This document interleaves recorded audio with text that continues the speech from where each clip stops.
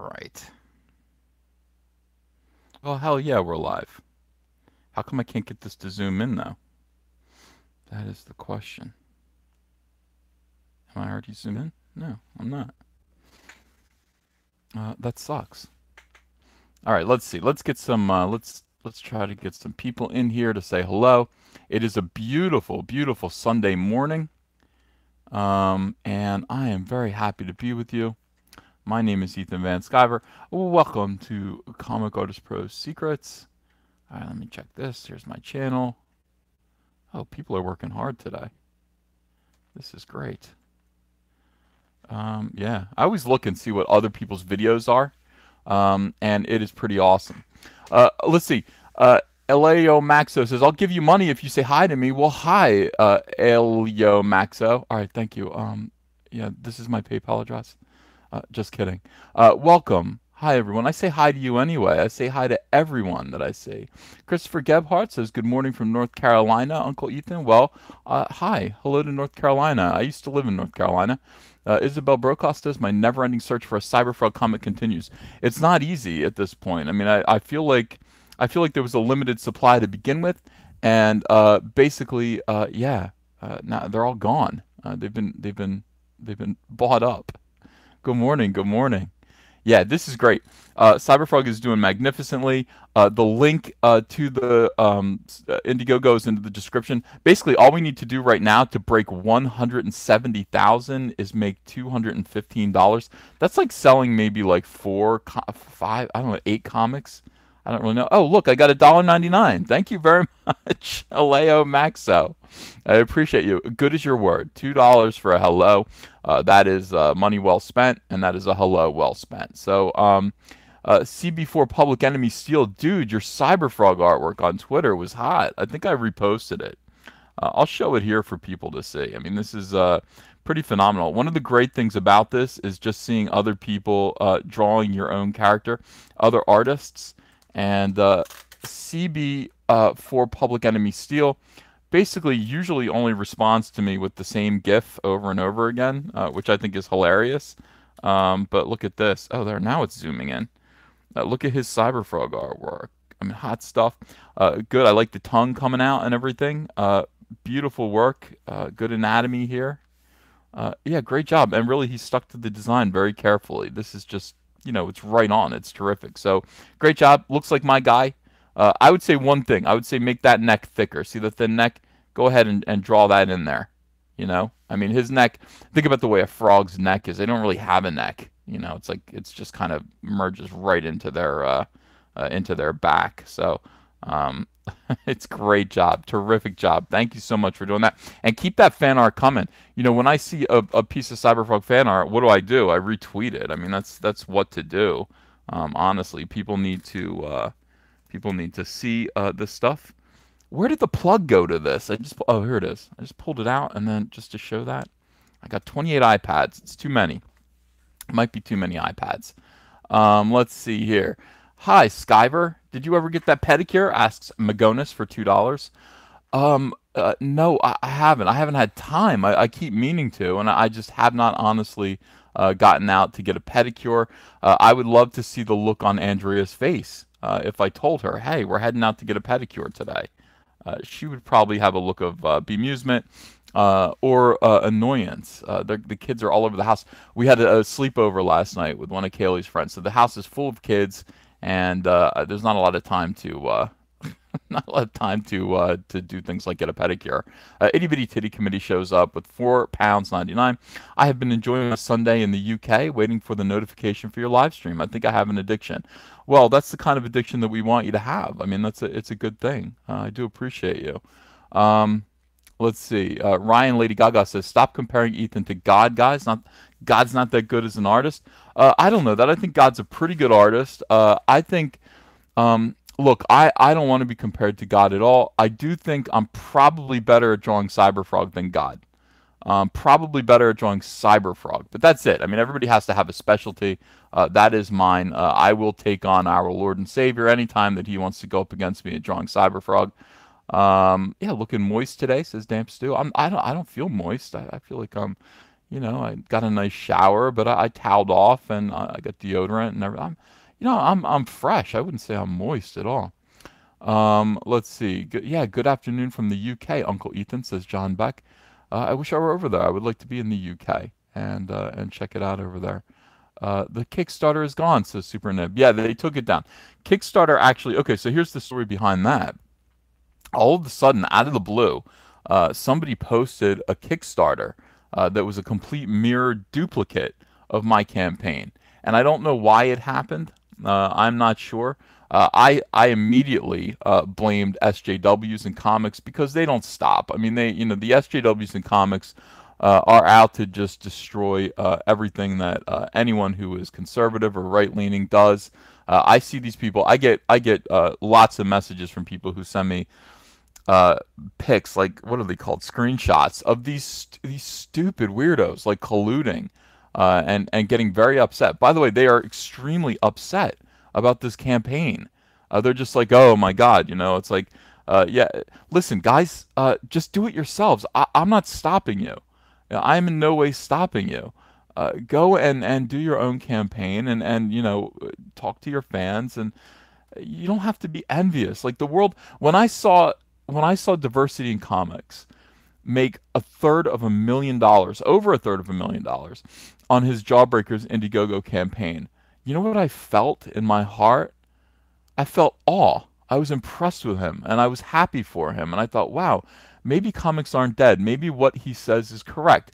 That even though SJWs have full on taken over the comic book industry and are just running it into the ground. I mean, Batman doesn't sell a fraction of what it used to sell. It's ridiculous. I mean, they have to do Batman 50 is coming out. They're doing like 100 variant covers. You don't need to do this, or 50 variant covers. No, you do need to do this if you're going to make the kind of money that you need to make on these events. You have to take advantage of them. And in the meantime, it just puts these poor retail shops out of business. We can't do stuff like this. We really just should focus more on communicating with the fans. Stop irritating the fans. Stop with the social justice, and just do great rock and roll comics. That's all. I mean, if that's what you want to do, if your objective is to make money, and my objective is to make money, that's what it is. I have T-shirts. I come up with clever slogans that I think people would be happy to wear, and I sell T-shirts with my slogans on them. People buy them, and by the way, the T-shirts are doing terrific. Like at first I thought, well, my comics are going to be the main source of my income, blah blah blah. No, the T-shirts are outstripping everything else that I do. I'm making incredible money selling T-shirts. It's like I had no idea. I have new respect for T-shirt vendors. They do okay, at least when they come up with clever, desirable slogans and have beautiful quality T-shirts. Crypto fashion T-shirts, honestly, cannot be topped for quality. Most people who are getting them are like, I didn't know T-shirts could be this good. They're soft. They're tapered. They really, like, if you have they actually work both ways. If you're a guy with a good build, you got that nice V shape, to your shoulders and everything. Those T-shirts look great on you. But also, if you have a little bit of a tummy, you're a little bit more like me, shaped like a lowercase letter B. Those T-shirts are great too. They're extra long, and so they come down and they will cover your belly, and you just look great. So I mean, this is the thing, when you sell a quality product that people want, that has a nice funny slogan or a nice image on it, people do pay for it. And by the way, you don't have to yell at people. You don't have to call them names. You don't have to criticize their politics, call them Nazis or bigots. I mean, you can try it. I just don't think it's going to be a successful way of earning a living. So all of this kind of philosophy is lost on this whole group of people that seem to be ruining comics and Star Wars and all, and they don't care. Like, then they just sit back and they're baffled at people that are making money. And CyberFrog is doing great. I mean, it's just doing great. So hold on a second. Black Angus Reviews, thanks for $5. Hey, Uncle, have you heard of this great channel called DICK in Comics? I think you'd love Cecil. Stay moist and check me out. Bye, Cray Cray. Cecil's awesome. Do go subscribe. I don't know, is his channel still called Dick in Comics? Find it. I mean, I don't hate Lady Gaga. I don't hate Cecil. I don't hate Cecil at all. I like Cecil. Cecil is my friend. But you ever have a friend that just comes over your house and makes irritating noises right in your ear? That's Cecil. You have to understand. I like Cecil. I think he's fine. I think he's funny. But he's he's disruptive. What are you gonna do? CB4 Public Enemy Steel says, "Thanks. I will keep that thick neck in mind." Yeah, yeah, yeah. I mean, just go back and just draw a couple of lines there, and it'll be perfect. Adam Ian Barry says, "Hi Ethan. Do you think it's worth upgrading from Manga Studio to Clip Studio Paint?" I don't know. I don't, Adam. I don't know. I don't actually use any of those programs, so I'm not really sure. Um, let's see. Marsupial Gamer says, "Hey, God created EVS. I'd say that's a pretty damn good work of art." Oh, that's absolutely true. But then again, he blew it here. Apparently, I didn't realize that my thumbs, were toe thumbs. I didn't realize that was God. You messed up. Sometimes I look at my thumbs and I curse God. What do you think of that? Yeah. It's almost at 170,000. Did we sell another one? I like seeing when we just sell one new book. We did. We sold, okay, so, or did we not? Oh, we did, didn't we? We did. Okay. So now all we need is $155, and we will hit 170,000. I want to hit 175,000 or 170,000 with you guys. I want to hit 175,000 tonight. I'm going to be campaigning like crazy to sell comics.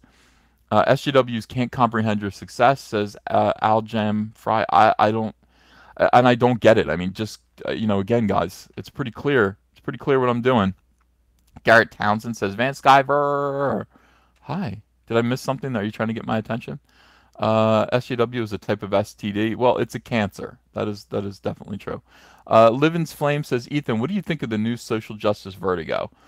Let's see. What do I think of it? Not a lot. I mean, I've never been a Vertigo fan. I've always seen, I mean, except for like a couple of books, I've always seen Vertigo as very fringe, and it's often kind of like pretentious and supposedly for adults, but it's for adults in the sense that they curse and show boobies.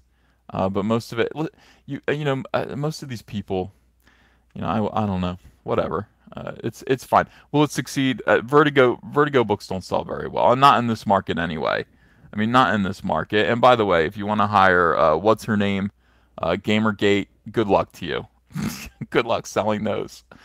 People want to be associated, like SJWs want to be associated with her and just make sure they're on the right side of that girl, but they don't want to buy her comic book. I mean, it's just common sense. Constantine Petrochilios art. Oh God, I ruined these names. If CyberFrog was an animated show, which actor would you like to give his voice to the character? I would like, let's see, thinking out of the box, John Malkovich. John Malkovich as CyberFrog. What do you guys think of that? I don't know. I just like John Malkovich's voice. He doesn't sound like anyone else I know. And I think John Malkovich would make a great CyberFrog. People don't think about John Malkovich's voice very often, but I do. Phil Mandarino Cox says the shirts are selling like hotcakes because comedy is their kryptonite. Smash Adam says you are gay in all caps. I'm not gay. I'm not. I promise you. Yeah. Hey, Johan Berkvitz. Hey, wonderful Sunbeam. Thank you. Thank you. Hey, back at you. Caustic Soldier, thanks for Australian $2. Nice. I pushed it to 150K. Now I'll push it to 170K. Let's see you do it. That'd be awesome. Yeah, let's update it. Did we sell another one? No, we didn't sell another one yet. But let's get this thing to 170K. The link to order a copy of CyberFrog Blood Honey is in the description. We're going to talk about CyberFrog a little bit today because people have questions. Also, I want to ask you guys some questions. Jeff Soul says they deleted EVS's last live stream. Oh my gosh, guys. No. I deleted last night's live stream. That's 2 live streams that got deleted in a row. The first one was not me. Last night's was me.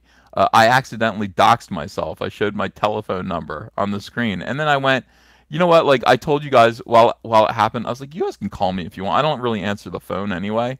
Who uses the telephone these days except to order a pizza? And even that, it's like you just order online. If somebody's calling me, it's like maybe I'll call you back later. I don't answer my own phone. Having said that, then I went, wait a second, why am I tempting fate? Let's get rid of this thing. And we don't need people calling my phone at random. That wouldn't be good. However, any of you could. I mean, I would. I guess I don't know. If I knew it was one of you, I'd pick up the phone and talk to you. Tim King, thanks for $5. About to go to Disney World with family. We'll tweet you a picture of me in my Soilo shirt. Nice weather here. Oh, great, man. I'm jealous. I'm jealous. I would love to be at Disney World right now. Disney is awesome. It's one of my favorite places to be.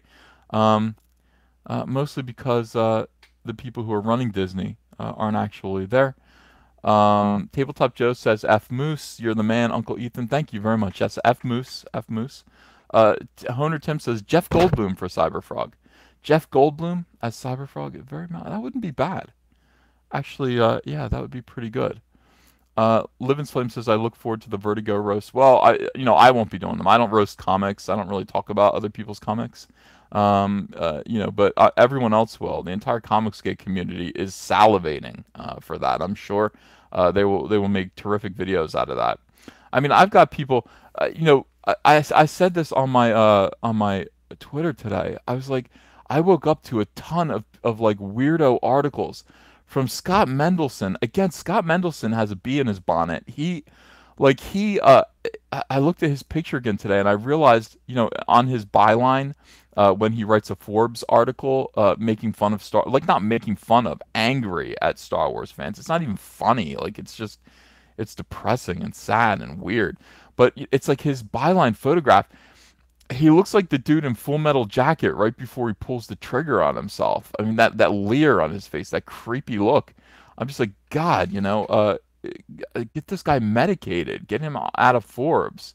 We're gonna read one. I'm gonna make a video of his new article. I got a bunch of new. I don't know. I've got something from Screen Rant that I want to do today. They are absolutely losing their minds.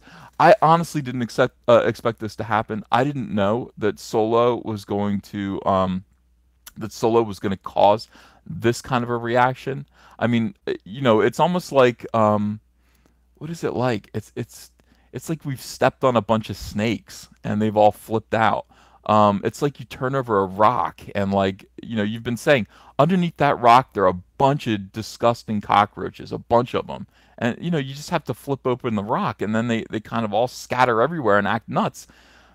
I've said over and over again, I was like, Disney has an SJW problem and they're going to behave exactly like Gamergate, exactly like Comicsgate. They all follow the same pattern of behavior. Star Wars is going to be bigger than comics or Gamergate, only because Star Wars is Disney. It's connected to ABC. It's connected to all these other big, entertainment conglomerates. I mean, everybody is concerned about Disney, and they will do Disney's bidding. So it's like when Solo bombed, like we said it was going to bomb, I didn't realize that they were going to immediately, viciously attack the fan base for it. This whole thing with Kelly Marie Tran is a trumped up, weird distraction to cover for the fact. And by the way, this is, guys, dear Disney, whatever you're saying about Kelly Marie Tran isn't going to be remembered a year from now. What is going to be remembered a year from now will be that Solo was the very first Star Wars box office bomb. And that is going to last forever. I mean, that is a black mark. That is a check mark in the history books forever. It doesn't. It's like Kelly Marie Tran was chased off her Instagram. Yeah, it's a terrible thing. It's a terrible thing to abandon social media for harassment. Probably the worst thing I can imagine, and it's worth a condemnation of 1 billion words. But it's not that big of a deal, and it's not in comparison to the fact that these people have taken over Star Wars and run it into the ground in the course of just 4 years, 3 years. When did was it 4 years? When did Force Awakens come out? Like 2015, and then I don't know. Anyway, it was pretty quick. It was pretty damn quick, and that's sad. That is sad. All right, let me just scroll down because I've got my screen. I got to keep up with you guys. A Cossack Soldier, thank you for $2. My blow up was on that deleted stream, so thanks. You're welcome. We'll cover for you there. Aaron Collier, thanks for $20. This is for a Rose Tico cameo in Cyberfrog from West Deptford, New Jersey. Hey, brother, you don't live too far away from me. I'm over in Marlton. Let's see. I used to go to the Deptford Mall all the time. I think they had, was it Deptford or Echelon that had that little comic book store in it? I used to go in there sometimes. Um, Crazy Maynard 2003 says the only thing weirder than Scott Mendelssohn's face is his voice. I've never heard him speak. Where can you hear Scott Mendelsohn expound on life? I'd be interested in knowing. I find him to be weird. I would like to know more about him. I would. I'm curious. Like, honestly, like, how many more articles, Scott, are you going to write about Star Wars fandom? What is you write for movies. You write about movies for Forbes. You don't want to write about Jurassic Park. You want to write about, all right, listen. Like I said, I'll make videos all day long. I'll make videos. I'll say something that'll be a new T-shirt slogan, and I'll make a lot of money off of it. My video, keep going. I mean, it's all good. But I'm just like scratching my head. Like, what exactly is the objective here? More awesome metal. Thanks for €5. If the Cyberfrog you're working on makes a world blast, will you re-edit a worldwide compilation of the previous one so everyone can check them out? Quite possibly. Yeah, we're talking about it. The question is, okay, and a couple of people have stepped forward to say that they can do this. I don't have the files anymore, obviously. I mean, they're old.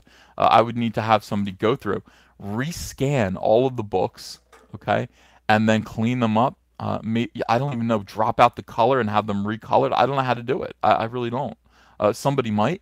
If somebody knows, they can contact me, and we can make new files of all the Cyberfrog material, and then make a nice hardcover kind of compilation. Maybe actually a soft cover. I don't know if it needs to be a hardcover. It depends.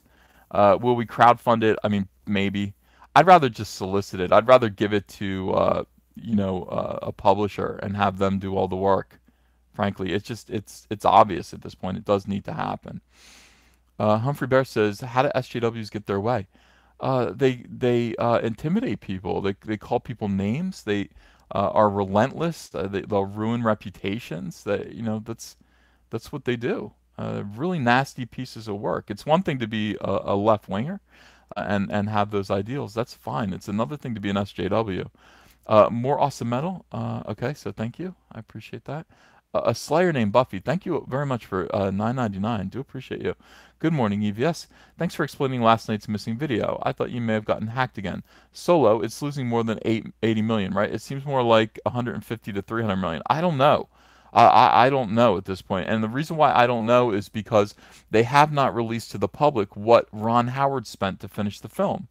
And that is weird. People don't talk about this. There's a lot of like cover-ups going on with this situation.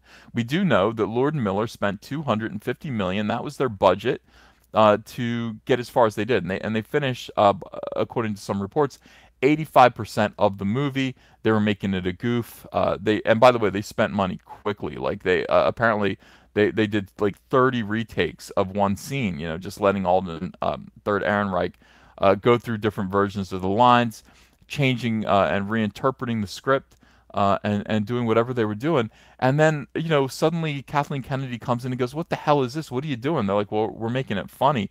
We don't want it to be funny. We don't believe Star Wars films should be funny. Let's get you out of here and let's hire somebody competent." I mean, like a cleanup dude, like Ron Howard. If Ron Howard can do anything, let's get him in here to fix the film. Now, how much did Ron Howard spend to reshoot the film? I don't know. I have no idea, but it was probably an awful lot, and they're hiding that cost. They're hiding that cost. We don't know. So, when they say, yeah, we lost 80 million, okay, I guess. I mean, I'll take you at your word, but it doesn't seem like we know all of the math here. We are missing something. So, comic book music. Good morning, Ethan. I did a super chat in your video, but you forgot about it, which is all good. Oh, that's right. We got to do the Salamandroid theme song. We got to do the Salamandroid theme song that was done by that was done by Comic Book Music. I will find that and we'll put that on right now. I mean, anybody who wants to do a soundtrack to CyberFrog, I mean, that is that is huge. I think your name is Zalen. Zalen, yeah. All right. CyberFrog theme, official soundtrack. All right. So this is the. All right. I'm downloading it. I have to download it. I guess I gotta download it. It's an MP3. All right. Let's turn this up all the way. Uh, oh, you know why? I have headphones on. It's going through. Wait, let me turn off the Bluetooth and let's listen to your masterpiece here. And thank you for doing these. These are very neat. I've never even thought of something like this. Okay, ready?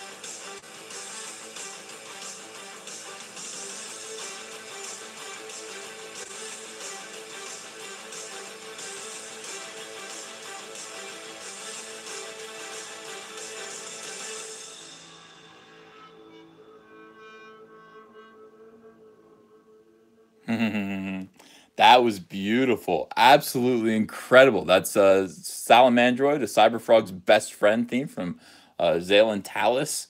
Wonderful work. Wonderful work. Let me plug right back in here. I took out my microphone. Great, great job. I mean, that sounds cool as hell. It sounds like it does sound like a movie. It's just like a movie soundtrack. Beautiful.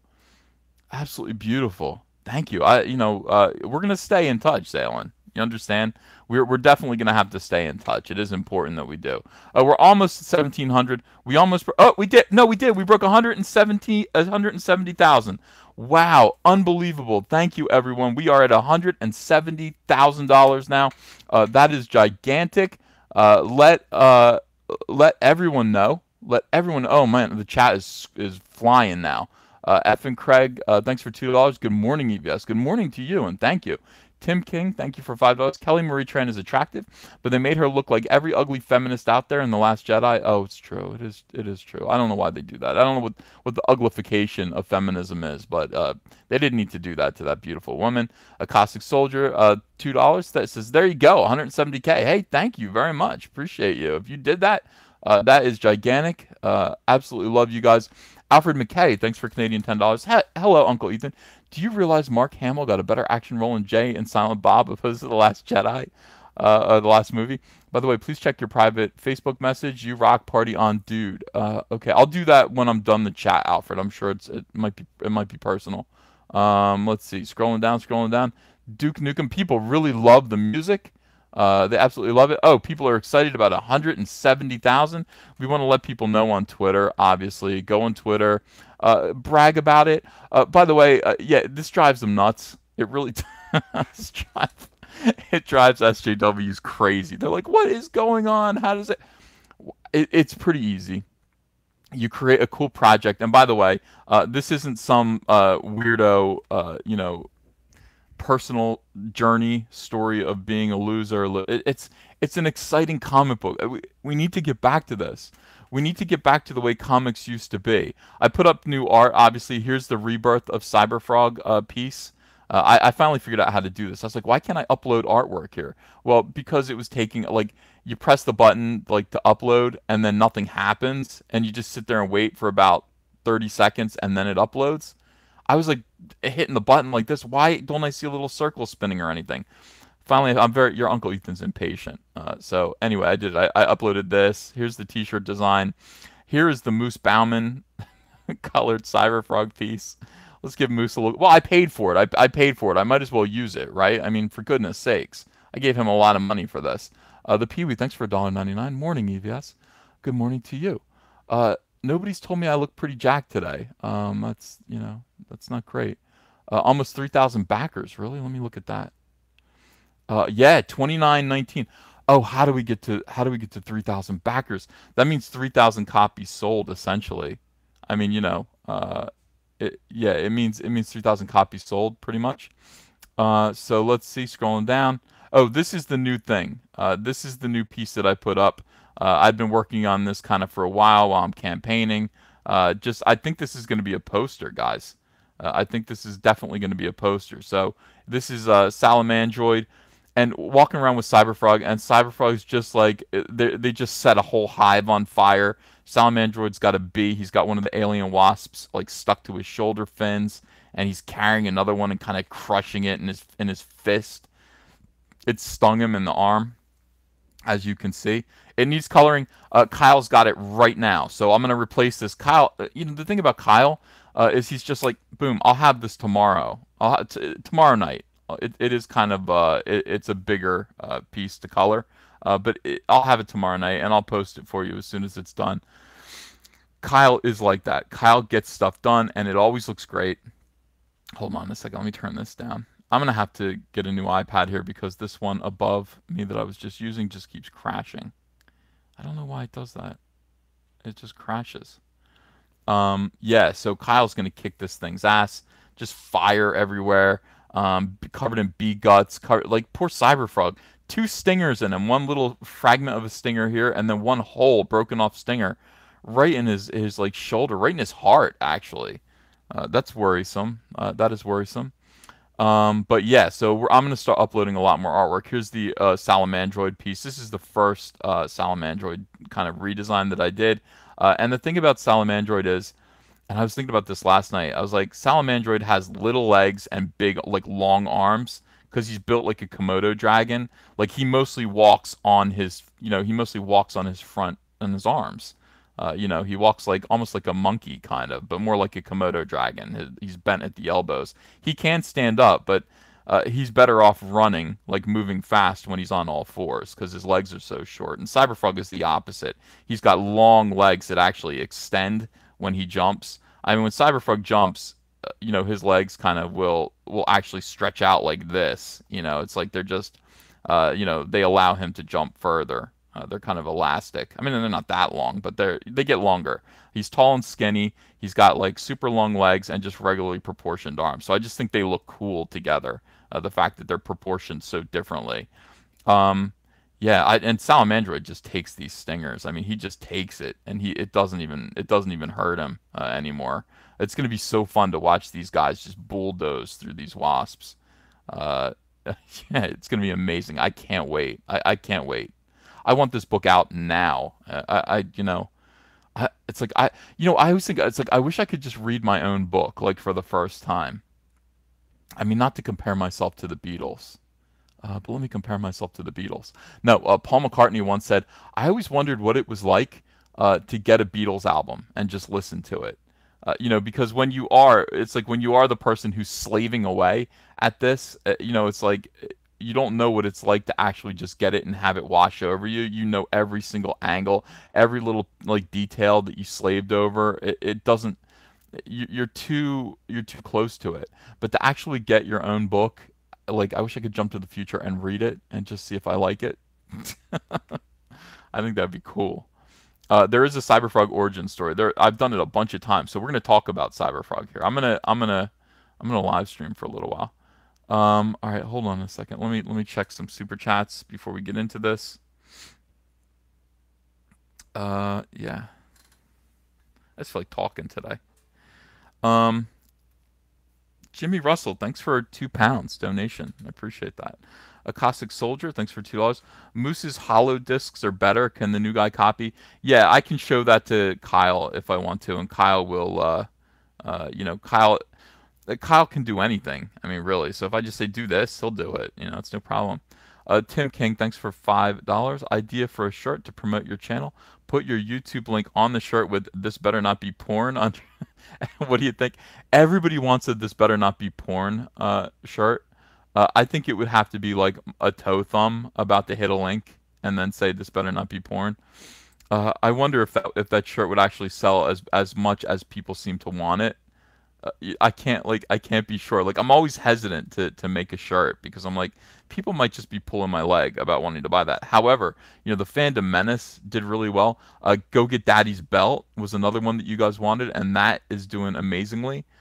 So that's the thing. Crypto fashion, they're used to. Honestly, they've never been in business with someone like me before. I look at the other T-shirts that they have. They've done T-shirts for kind of like conservative authors, comic book writers, and artists as well. And they're, I think he just kind of is used to maybe selling 3 shirts a week. I mean, I don't know. I can't imagine that they. But it's like we come in there and I tell him I get the Soilo design and I go, you're going to sell 1,000 of these, and he goes, oh yeah, right. Oh no, you're going to, and he did. So it's like suddenly he's had to rehire. He's had to hire a bunch of people. He's got his sister working for him. They're doing everything they can, and they're getting those T-shirts out on time. He told me on Friday. He said, "Tell everyone that if they want a Get Daddy's Belt T-shirt, they need to have it in by Friday. They need to have their order in by Friday, which was this past Friday." But he's like, by the way, if they can probably, if they get their order in by Sunday, as long as it's in by the weekend, we can fill it. They're concerned about shipping those Go Get Daddy's Belt T-shirts in time for Father's Day, which is next week. So if you still want to get a Go Get Daddy's Belt T-shirt for Father's Day, that's the kind of shirt that my dad would like. I would like it too. I love Go Get Daddy's Belt. It basically is just like, you know what? What does that slogan mean? It just means, all right, look, some discipline is required here. It's time for the smackdown. It doesn't, I mean, in so many different ways. Whenever you read some of these stupid articles, whenever an SJW has something stupid to say, go get Daddy's Belt. It's time to verbally smack these people down. So it's a good shirt, or it could mean beating your children. It could mean that. I don't know. It better not. It better not mean beating your children. You don't want to beat your kids. That's not your role as a dad. Most daddies know that. So anyway, if you do want, if you do want one of those, you should order it right away, and it will get to you as a gift for your father. Or, I mean, listen, if you're a father, why don't you wear it on Father's Day? That's a great shirt to wear out for Father's Day. Timotei Best says, Ethan, is you swole? Dude, I'm swole, but like not in that way. Not in that way. Not in a good way. But I'm losing weight. I'm at the gym. Captain Badruck says CyberFrog should meet Gulf City Cartoons. All hail Blue Whale. All hail Blue Whale. I don't know Gulf City Cartoons. Is that your company? Good for you. I like All Hail Blue Whale. Tim King, thanks for $5. Idea for a shirt. Okay, so you said that. I read that one. Chris Hannigan, thank you for Canadian $5. Hey, how much for a black and white copy of the comic when it's done? I don't. I don't know. What do you mean? I don't know if I'm gonna publish it in black and white. Hey, we might. We might. We might. Robert Munoz says Ethan is swole, all right, with sweetness and light and chimichangas. I haven't had a chimichanga in so long, but yesterday I did eat something bad. Andrea said, "Hey, we're ordering food. What do you want?" And I went, chicken parm sandwich. Listen, if you live in New Jersey, order pizza at all times. I mean, order from pizzerias. That chicken parm sandwich was unreal, and it came with sweet potato fries, and I ate it right at my desk, and I was like, yep, yeah, bad food is delicious. The Pee-wee, thank you for $4.99. Thank God we have Indiegogo. This will be a good case of survival of the fittest. All the crap will sink to the bottom. Yeah, this is what Indiegogo offers the opportunity to do. And by the way, I really think that we're building something new here. I think that it's not going to be long before this is the method of selling comics for people. It doesn't make sense. It doesn't make. Oh, we sold like 2 more comics. Thank you very much, guys. I would love to get to 175. So if you guys have not yet,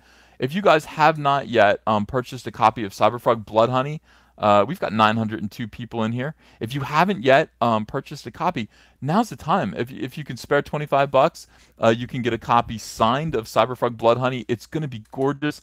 It's going to have a chromium cover. That means it's going to be metallic. It's almost going to look like foil, and you'll be able to see your reflection in it. They don't make comics like that anymore. They just don't make them like that anymore. They used to make them all the time in the 90s. Every comic had a chromium cover because it was important to stand out. In an industry that was just booming, comics were selling left and right. Everything had chromium on it because it was like, how can we get attention? How can we sell more books? Those are expensive to make, and we're gonna make them. We're gonna do it again. We're gonna bring back comics the way they used to look, in terms of their presentation and their overall quality of presentation, like they were in the 1990s. We have the money to do it. Why can't we do it? We should just totally do it just this once and just feel like what that felt like again. And hopefully we can do it 3 more times. I want to have 4 books. It'd be amazing if they were all chromium. We'll see how that goes. We're going to do that over the next 2 years. But yeah, I mean, this is the kind of book that you're going to be happy to have. You're going to enjoy having it. You can get 2 copies of it for $40.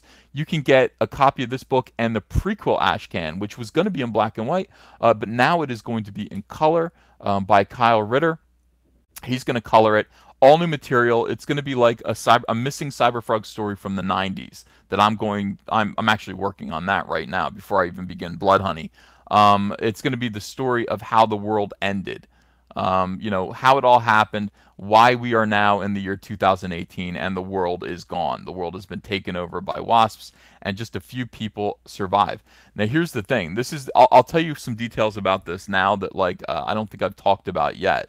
I did a little research on bees and wasps and everything like that. Like, how do what are some peculiar things about them? Well, in order to survive, and only about like 10% of humanity still exists at this point, you need to do a few things. First of all, when you see swarms of these gigantic bees and wasps, they do not notice you unless you get excited. If you start exhaling and breathing rapidly, they can smell you, and they get high off of carbon dioxide. So if you start panicking, like people do around bees, this is why people get stung, is because when a bee comes around, they panic, they flail, they breathe really hard. And, it's not that the bee is afraid of your arms. The bee smells the carbon dioxide that you're exhaling, gets high and crazed from it, and stings you. So that is the thing. In order to survive, people have learned to just keep their heads down and be calm. Never react.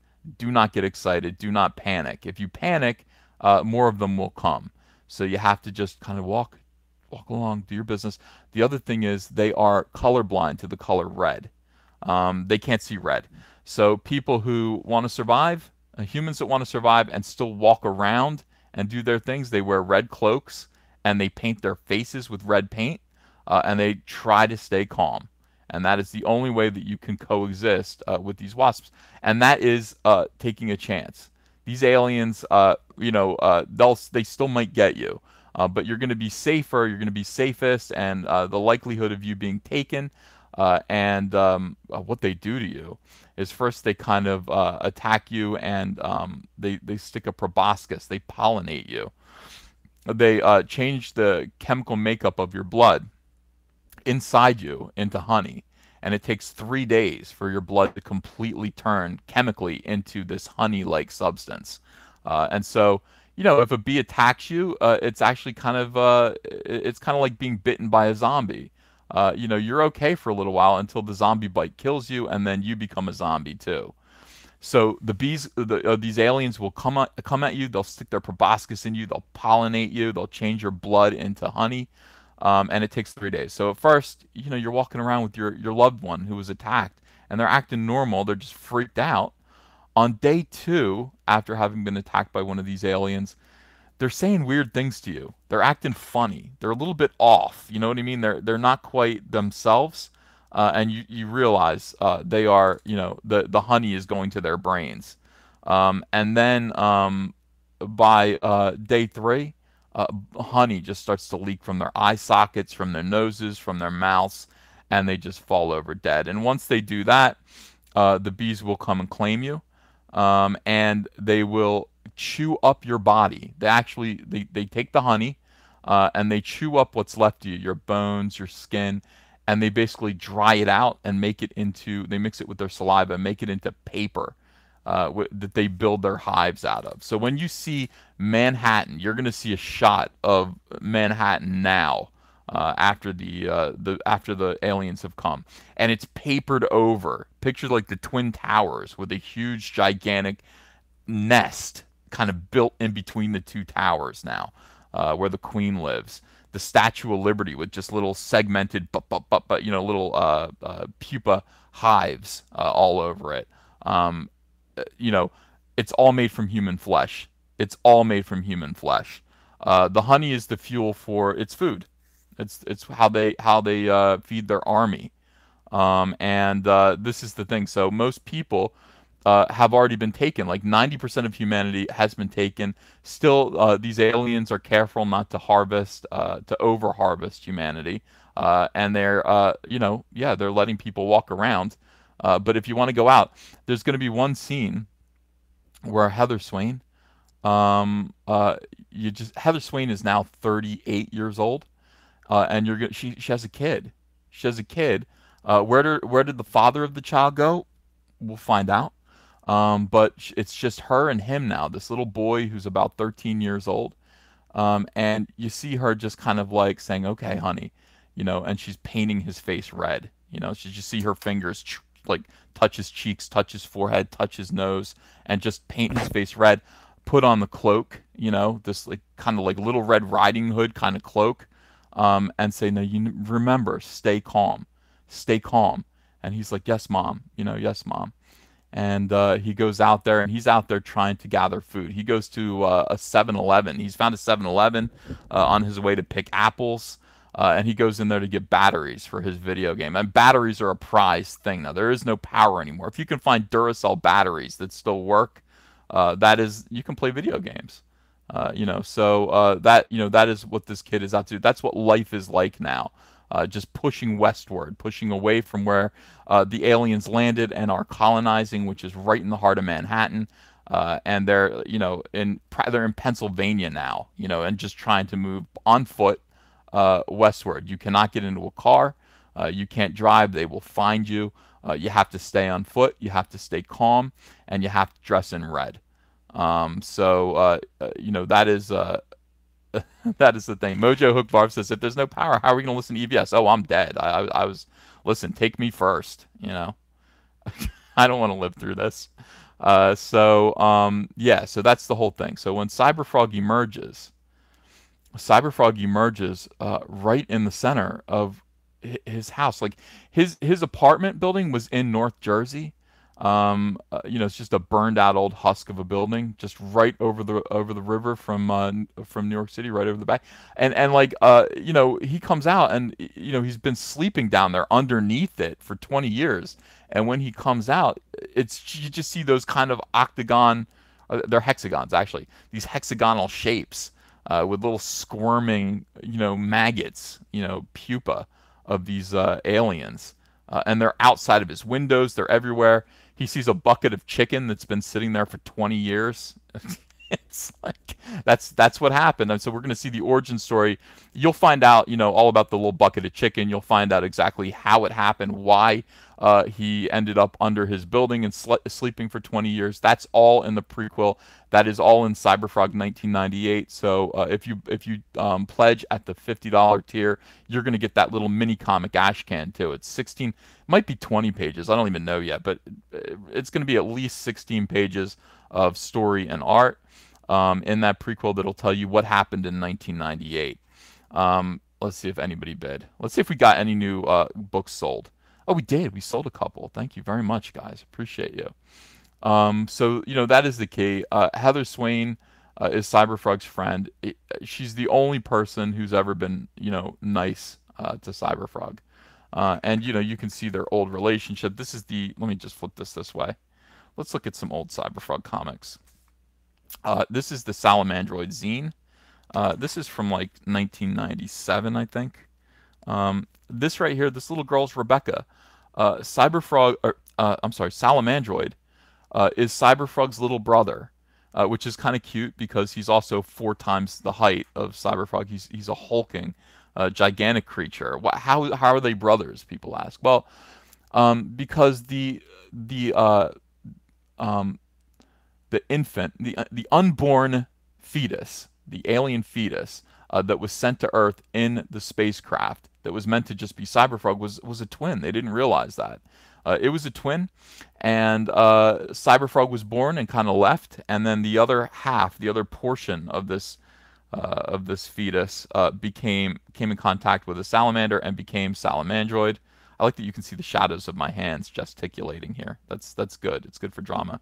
That's like very Orson Welles. Look at my hands.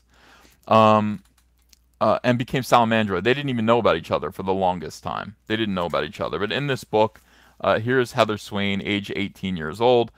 They have just discovered. They've just learned about Salamandroid, and Cyberfrog didn't know. But this is the two of them together. They used to just be buddies. They would hang out in places that nobody else would ever go, and they would talk. She knew the building that Cyberfrog was hiding in, and she would bring him food. She'd bring him fast food, chicken. He loves Kentucky Fried Chicken. So do I. So this is their old kind of relationship together. Now, Heather, Heather escaped just barely. I mean, Heather was just bringing Cyberfrog dinner, which he ate and he kind of fell asleep. Something really, really bad happened that day. When Cyberfrog came home to find Heather waiting there with chicken, Cyberfrog had done something very wrong, and he shouldn't have done it. And that, he didn't tell Heather. He didn't explain what he had done to Heather. He just ate dinner with her and then sent her on her way. And that's when the alien invasion happened. So Cyberfrog's last words were just, Heather, where are you? It's like, what, Heather, worried about where, if Heather made it home safely. He had just sent her home. So Heather obviously did survive. That we're going to see the story of how Heather survived the invasion from her point of view. Most people didn't survive. So when Cyberfrog wakes up 20 years later, all he can think about is where Heather is. And he's going to find Heather. He's going to, find her little party of people who have survived. It does pay to stay together in groups, just for the sake of gathering food and keeping watch over the skies. So Heather is with a band of about 10 surviving humans. If you would like to be one of those 10 surviving humans, you actually can. That's part of the Indiegogo campaign. I'm offering slots. You will become a permanent character in CyberFrog if you want to bid at the $5,000 level, and you'll get a work of original art with your image on it. You will actually be a character in this book. You will have your history. Like, think about this. Like, you could just say, hey, I don't know, I work at a gas station. I own a gas station. And that is who you are in this book. Whatever your life is now, that is what your life was then, just before the world ended. And you still remember, hey, I used to own a gas station. Everything was like this, but my family's gone, all my friends are gone, and now I'm here hanging out with Heather Swain. Tommy Lee 702. Do survivors cannibalize infected humans and eat their blood honey? No. No. It's too. They don't. They run. It's the worst thing in the world. Like, here's why it's bad. When you get infected by one of these alien hornets or bees, and I'm gonna come up with a name for them. Right now, I call them the swarm.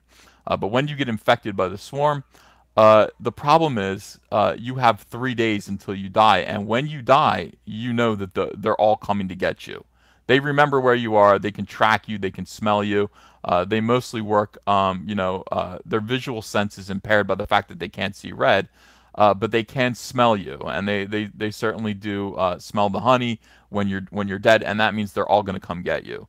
So it's like if your wife gets bitten or gets attacked by one of these bees, you have to say goodbye on day 2. You have to if you're going to survive, because if you don't, they're going to come and they're going to get you too. You need to, like, if your wife's bitten, hang out with her until she starts mumbling gibberish. If your loved one is attacked, stay with them, hold their hand, cry with them, because in 2 days you've got to say goodbye. You can't be there when they die. If you're there when they die, you are going to get attacked by the bees that come back, and it's going to be it's horrifying. It's absolutely terrible. It's a sad fate for humanity. Now, Salamandroid has a little girl that he adopted. She was an orphan. He found her. She was kind of like she's got a whole backstory about why she was orphaned at age 5. But Salamandroid has been with her his whole life. Her name is Rebecca. She has grown up. Here's where they kind of meet up here. Yeah. Oh well, you get to know the story here. So her father on Salamandroid's hand. This was his old design. He looked a little bit too like lizard-like. I like his new design better. But I don't know. I dig the way I'm drawing him now. And this was like the very first drawing I ever did of Salamandroid. Rebecca's got curly hair and everything. Back in the old Hall of Heroes days here. All right, let me check super chats here. Let's see what you guys are saying, and we'll get back to this. I haven't really talked about CyberFrog very much with you guys, and I know I get a lot of questions, from people. Okay, so more awesome metal. Thanks for 10 euros. The Solo movie could be fixed with a little editing to get rid of the social justice BS. Having a CGI of Ford's or Harrison Ford's face on Alden Ehrenreich and redoing the entire ending with Memphis Nest. Aside from that, it's not that bad. Yeah, I mean, look, it's not. See, it's not heinous like The Last Jedi is. The Last Jedi is the worst thing I've ever seen. But it just wasn't good, and it was a little, it's just misguided. And yeah, it just wasn't good enough. Can you just understand? Like it's supposed to be a Star Wars movie. People going there and going, yeah, but it's a fun little action romp. Yeah, but it's a Star Wars movie. You know what I mean? It's not good enough. It's forgettable. It's as good as like Money Train with Woody Harrelson. It's all right. It's a fun action flick. Go see it, enjoy it, but you're never gonna want to watch it again. A Cossack Soldier, thanks for another $5 Australian. Gulf City is a cartoon parody site featuring the Fright Power movement, and they're pretty funny. Good guys too. Ghastly and Angry Pepe from Kumite. Oh, I didn't know that. Okay. Aaron Collier, thanks for $5. Those are my 2 signed copies of CyberFrog. 2921, baby. Let's go to 3,000. Yeah. I mean, awesome. Let's see. Did we jump forward at all? See if we sold any. Oh, we did, dude. We sold. We're at We're $170,560 right now. 2,931 backers. So we've got 2,931 backers. We might hit three. I hope we hit 3,000 backers today. I'm really gonna work it today. I know I haven't been. I feel like I've been promoting Star Wars too much and not promoting CyberFrog enough. I'm gonna work hard today to try to get this campaign moving. Thank you guys for your support. Thanks for responding to this with interest. And backing CyberFrog Blood Honey. If you haven't yet and you want to, I mean, the link is in the description. Go on over there. I mean, make sure that you get a copy of this book. These are going to be the special editions. The people who order CyberFrog Blood Honey from me at the $25 rate are going to get the chromium enhanced copies of the books. They're going to be autographed. I'm going to solicit this eventually later after everybody already has their copy. I'm going to solicit it to comic book stores. And those books are not going to be chromium enhanced. They're just going to be regular comics, and they're going to say second printing. So if you want to get a first printing, you want to get the chromium enhanced copy, you want to have it autographed by me, this is the way to do it. It's $25, and the link is in the description. I'm telling you, do it now. This is going to be absolutely enormous. CyberFrog comics right now are impossible to find. This book that I'm reading to you right now, good luck finding a copy of the Salamandroid Ashcan. These things are gone. I mean, they're just gone from every website on the net. eBay keeps putting up books, and every time eBay puts up a new CyberFrog book, well, actually, every time a retailer puts up a CyberFrog book on eBay, it's more expensive than it was the last time. The prices are it's supply and demand. I mean, you can't really. Let me see. I'm gonna even look right now and see how it's doing. All right, yeah, there are more CyberFrog books up. Every single time they do this, they're more and more expensive. All right, so here is. Let me move the camera. All right, so here's eBay right now with CyberFrog. Look at this. It's like you can bid on CyberFrog Zero ungraded. Wow, $50 super chat. Thank you, Pre-Drag Miskovich. I appreciate that. That was a great overview of the CyberFrog world. I'm eager to read this book. I'm so excited for you. It's gonna be beautiful. You're gonna be so glad. You're gonna be so glad that you bought this comic. And this is just part 1 of 4. So, by the way, I don't have a happy ending planned for this first issue.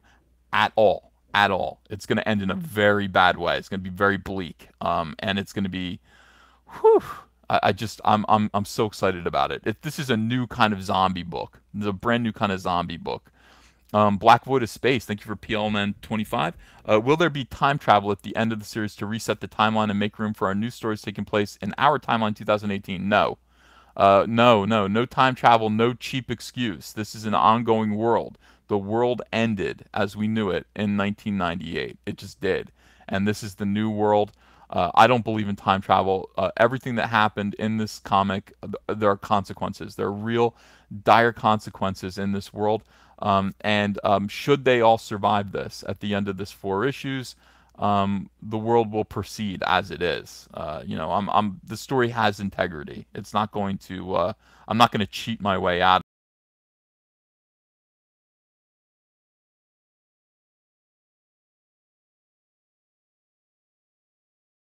The coolest spin on a zombie story I've ever heard. This is Mitch Breitweiser, by the way, renamed channel. Oh, hey, Mitch, how you doing? I should have known. I looked at your advert. Are live? Can you guys see? Oh man. Let's see. I'm live, but I don't know if you guys can see me. Can you? I think you can. All right, hold on. Let me scroll down and just make sure that we're connected here. FF, I see you, bro. Back. Okay. Yeah, Hunter just tried to FaceTime me, and I've told him a million times, don't FaceTime me. I'm probably in the middle of a live stream. Let's see. Where was I? Let's see. Blue Jay, thank you so much for $2. I'm going to start an Indiegogo to put Cecil and CYBERFROG. That would be fine. Cecil would be funny in this book. I don't think he would last. Well, maybe he would. Maybe Cecil would last kind of a long time. Let's see. We need all of CYBERFROG. Suit Yourself says, can you add a $5 or $10 tier with no reward, please? I think you're able to do that. I think you're able to just drop in and just donate, because somebody donated $1 just to give me hell. Somebody gave me $1 just to troll me. So I'm pretty sure you can donate any amount of money that you want somehow. I hope so. Will you guys check that? If somebody would check that just to see if Derek Moore, I'll be with you in 1 second. All right, I'm catching up here. That kind of threw me off. Derek, let me find your super chat. I'm sorry that I missed it. Derek Moore. I'll scroll back. I probably missed a bunch of them while I was expounding. Oh yeah, definitely. Okay, while I was telling my story, I was not looking at super chats. I need to go back and get them. Red Knuckles, thanks for $5. Gulf City is a 1-year-old cartoon in its 12th episode on YouTube. Check Gulf City and Fright Supremacy channel searches. AHBW Krill be unto his name. Okay. Derek Moore, thanks for $2. How about a badass Dragonfly character for CYBERFROG? There was one. There's a character named Dragonfly in was it Reservoir Frog number 2? Kevin, thanks for $4.99. Are there sentient beings who are in league with the wasps? And also, please, can you draw Tromedeus sometime so I can make a 3D model? Yeah, Tromedeus. Spoiler alert: Tromedeus survived, so he is in. He is going to be in this briefly. You're going to see Tromedeus. Tromedeus is an android kind of dude who's made up entirely of old, busted-up classical instruments like harpsichords and everything, and he is out to make terrible music, and that's his whole thing. He just wants to ruin music. Colin Robertson, and he thinks he's Mozart. He thinks he's the reincarnation of Mozart. Colin Robertson, thank you for £4 or £5. I would love to have access to black and white prints just to see the detail in the artwork. These could be the $250,000 stretch goal. Let me think about that. You know what we could honestly do though, and this is a possibility. If we get like somewhere crazy, like $250,000, I could kind of double the book in size just to have, the untouched artwork in the back. So it's like you get the story in color, you get the word balloons and everything, and then afterwards, we reprint the artwork just in black and white with no color, no word balloons, so you can go through and look at it. That might be a cool idea. The book would be twice as big. That's if this is just an enormous success, and we just have to keep making this better and better. Yeah. Tommy Lee, thank you for 702.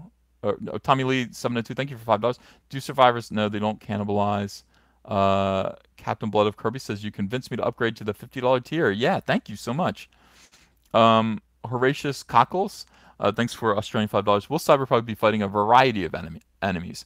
Are there other anthropomorphic animals similar to Bebop and Rocksteady that are villains?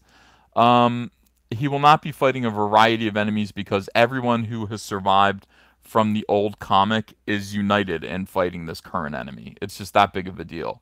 So, like another enemy, what is anybody? It's like his old foes, like Ben Riley. We don't even know if Ben Riley Deathfly is still around. Last I left Ben Riley, he was in hell. So I don't know. I got to go back and reread the old comics. I don't know. I might put little nods to those guys in there. Um, yeah, it'd be fun. But I mean, the thing is, I want this to go on and on and on. This story does have a focus. It'd be great if I could draw CyberFrog 3 years from now, and not just, I'm planning on doing it for the next 2 years.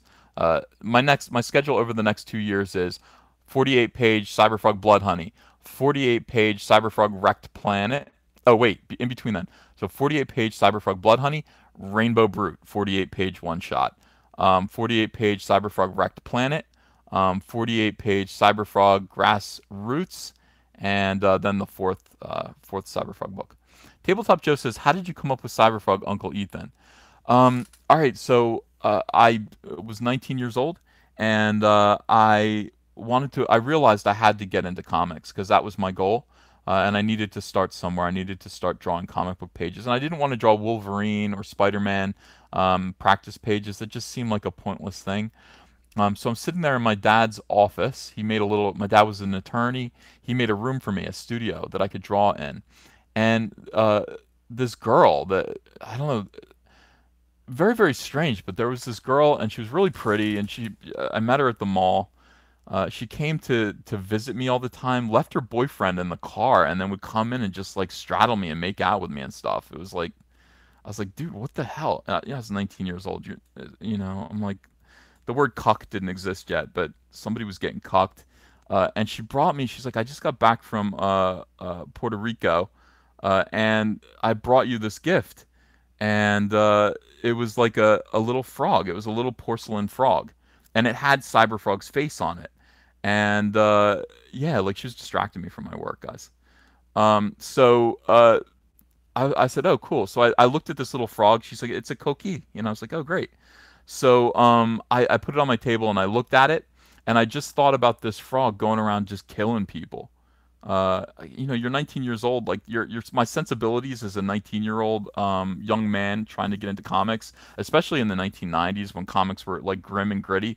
Dude, I'm gonna make this frog. This frog is gonna be called Fascist Frog, and he's gonna go around. He's gonna be like Judge Dredd. Like he takes no mercy on criminals. He just kills criminals left and right. So I did a quick doodle, and I went, okay, yeah. I changed it to CyberFrog because cyber was the word du jour, and I realized fascists probably wouldn't let this character go very far. And so he was CyberFrog from then on. And he was basically like a ripoff of the Teenage Mutant Ninja Turtles and Spider-Man. And I started drawing these and Spawn and everything. If you see like old images of CyberFrog, he's got like smoke coming out of his eyes and everything the way Spawn used to. And I took CyberFrog around, and I remember somebody said, "Oh, it's like Battletoads," and I went, "What the hell?" Well, Battletoads had just come out like a year before, and I wasn't into it. Somebody showed me the video game, and it was dorky. There's these big puffy frogs with like spikes on them, and I was like, "Well, all right." So I guess it's already been done, and it just wasn't a big deal. It was just something that I was doing. But I did 5 issues of it. And I sent 1 issue of it over to Hall of Heroes and just said, Hall of Heroes was a small press company in Indiana that was publishing Trent Kanuga's books, and a guy named Matt Martin. And they said, yeah, I was a young man. Those guys were young men. Let's all get together and be Hall of Heroes Comics. They published 2 issues of CyberFrog, and then Harris Comics found it and decided they would like to diversify their line of comics, their brand, and they decided to publish CyberFrog as well. So CyberFrog lasted from 1993 until 1998, At which point, we had a toy deal in place, an animation deal in place. Dan DiDio from DC Comics right now, he was working at Mainframe Entertainment. He was going to be the guy who was doing the computer animated CGI CyberFrog show. That's where I met him for the first time. And it just all fell apart. And it was no longer paying the bills for me. So I had to go work for DC. And I was like, goodbye, CyberFrog, goodbye. It's paying the bills now. But it took a while. I had to spend 20 years working at the big two in order to come back and do what I wanted to do. So that's where CyberFrog came from. All right, let me look. I want to see what these are going for. $20 for a very good condition copy of CyberFrog Zero. I have like 3 of these, I think. $24.99 for Reservoir Frog 1. You can bid 8 bids for CyberFrog #1. This is the Hall of Heroes. These are super scarce. There might be, maybe there's 2,000 of these in the world. Here's the ash can. Oh, look, it's the ash can that we're reading right now. $300. Good luck. I don't know, $300. That's a lot. Don't buy this. Put the $300 into. Yeah, Dan DiDio worked on Reboot. That is correct. Put the $300 into the campaign. My goodness. Yeah, the CyberFrog #1s are absolutely crazy right now. Here's CyberFrog #2, very fine to near mint with the Dan Fragget cover, $80, $45 for a copy of #1. Now, it wasn't long ago that I said don't spend more than $3 on this, but actually just buy this right now. And that was like 3 weeks ago that I said that. And yeah, looks like I was right. But here's a copy here. You can bid a copy of CyberFrog #1. It ends in 2 days and 3 hours. $5.50. I might bid on that. I don't know. Do I need another copy of #1? I won't do it. I'll let somebody else get it. But yeah, good stuff. Last week, #1s on Amazon were $1.75. That's what I'm saying. Like, you can find these in 50-cent bins. Like, you know what I mean? Like, you should be able to find them. If you really look hard and you go to the right kind of place, like the right kind of retailer, you should be able to find these, like, pretty cheap. Not this. You won't find this. I don't think so. But, yeah, you will find this. You should be able to find #2. This is #0 with the Arthur Adams cover, which is really, really nice. $249. It looks like I signed it way back when. But, yeah. Oh my God, signed by Alan Stewart. That's great. He was the publisher of Hall of Heroes. Yeah, it's absolutely crazy. It is absolutely crazy right now. eBay and CyberFrog. And let's just see how this campaign is doing now. Oh man, it'd be cool to get it to 171. It'd be very cool to get it. Oh, we're almost there. Okay, so we're at $170,850 right now. Totally cool. Dumbest Name says, I missed my chance on some CyberFrog books at Midtown Comics site. Had it saved for later. They're all gone. I looked everywhere. I can't find any. And I went to my local retailer and asked for CyberFrog stuff. And he's like, well, I'll put the call out. Yeah, it's okay. You don't have to. You're not going to find any. Thanks for $2. Who is CyberFrog's personality like? CyberFrog is kind of like he used to be the typical 90s slacker. And this is going to be the thing about CyberFrog that's interesting. CyberFrog, he was my age. He's always been my age. So he is, in the 1990s, he was in his 20s. Now CyberFrog, even though he doesn't age the same way we do, CyberFrog comes out, he's a Gen Xer. He's always been a Generation Xer. He's kind of like, I'm a slacker. I'm sitting around, watching Jerry Springer on TV. I'm eating fried chicken. I don't really care. Screw all these. Like that has always been CyberFrog. Gen Xer, a kind of jerky boy's personality. And then he comes out into the world of the swarm. And what is that like? Like, what kind of an effect does this kind of real dire consequences? What kind of effect does that have on Generation X? What do we, how do we respond to living in the world as we find it today, even, with super PC culture and, I'm not saying that this book is any kind of a metaphor or allegory, but, you do kind of have to say, as one generation fades into the next, how does that generation kind of evolve and react and respond? So Cyberfrog's going to grow up very, very quickly. When he's in this situation, his attitudes are going to change, and he is going to realize, that apathy isn't okay. Apathy isn't cool. You do have to care about things. He cared about Heather deeply, but he'd always kind of go, "Ah, Heather, get out of here."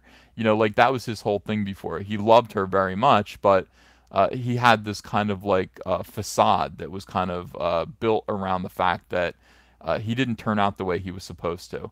Cyberfrog was supposed to come here, interact with a human being, and become a knight in shining armor. I mean, he was supposed to look like a human being, armored up. He should have looked like Colossus. He should have looked cool. Yeah, the comic is not going to be political. It's not. You can, but instead he accidentally met a frog. So he ended up looking like an armored frog instead of the superhero, the kick-ass superhero he was meant to be. And that has led to him trying to do what he was meant to do. He came to Earth, he's supposed to save people, and people are afraid of him. And he just kind of had a kind of cynical, bad attitude about it. But now that things have changed, now that the world doesn't support apathy any longer, not under the current situation where the world has been utterly annihilated by aliens. Cyberfrog has to realize, it's like he really loves Heather. He's concerned about Heather. He's concerned about Heather's son. He's concerned about all these survivors, the pitiful group of people that Heather has banded together to protect. And you start to see these bees as vicious monsters. I mean, just Cyberfrog has to just and here's the other thing. Like the thing about Cyberfrog is one of his superpowers is that his body is programmed to adapt to any threat. And it does that with the spaceship, the living spacecraft in the swamp. Chelsin, his mother. I'm trying to see where do I have a copy of that around? I wish I could show you. But anyway, the spacecraft that brought him to Earth actually, kind of is his navigation system. And so ordinarily, when Cyberfrog would face maybe 5 of these giant bees, these giant hornets, Chelsin would be in the swamp adapting his body. Okay, you're going to need weapons like this. You're going to need armor like this to protect you from the stingers. You're going to need all this stuff to deal with these hornets.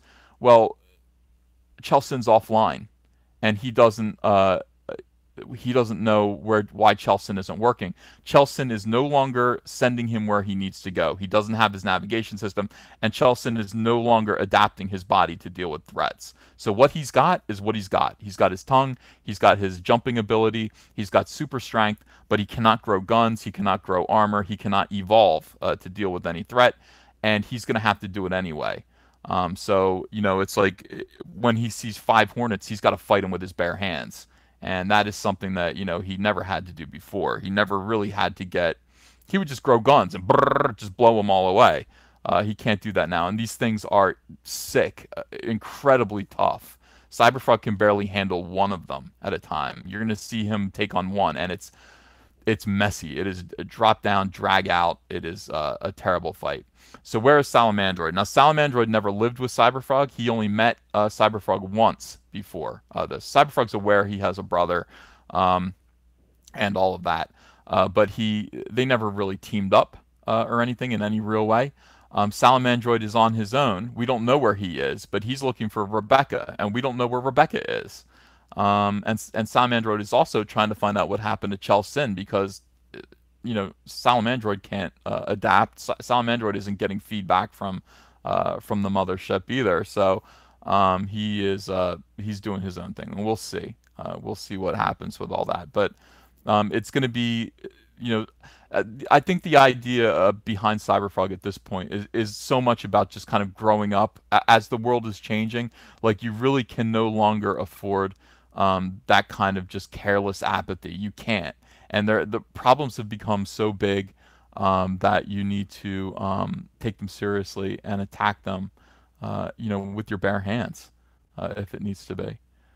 So yeah, I spend a lot of time thinking about this. Obviously, this character is so much more important to me than anything I've done at DC Comics. It's just I was so afraid. I mean, to even do this. I've thought about CyberFrog. I've had Blood Honey in my head for like 10 years. Literally 10 years, and I just keep re-signing and just being playing it safe, playing it safe. But the comics industry has changed to such a degree that like this is possible now. I mean, this is possible. We can do an Indiegogo campaign.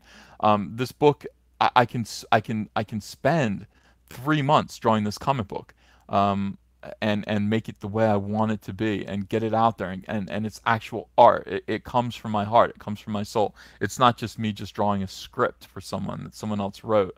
It's actually it's actually me. It's my work. So I'm like super excited about it. I'm privileged to have this YouTube channel. I'm privileged to be able to to do this for you guys.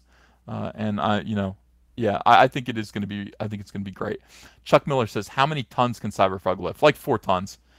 Cyberfrog can pick up your car and throw it. He's got Spider-Man strength. You got to think about like what Spider-Man can do. That's kind of like what Cyberfrog can do. Salamandroid could push over your house.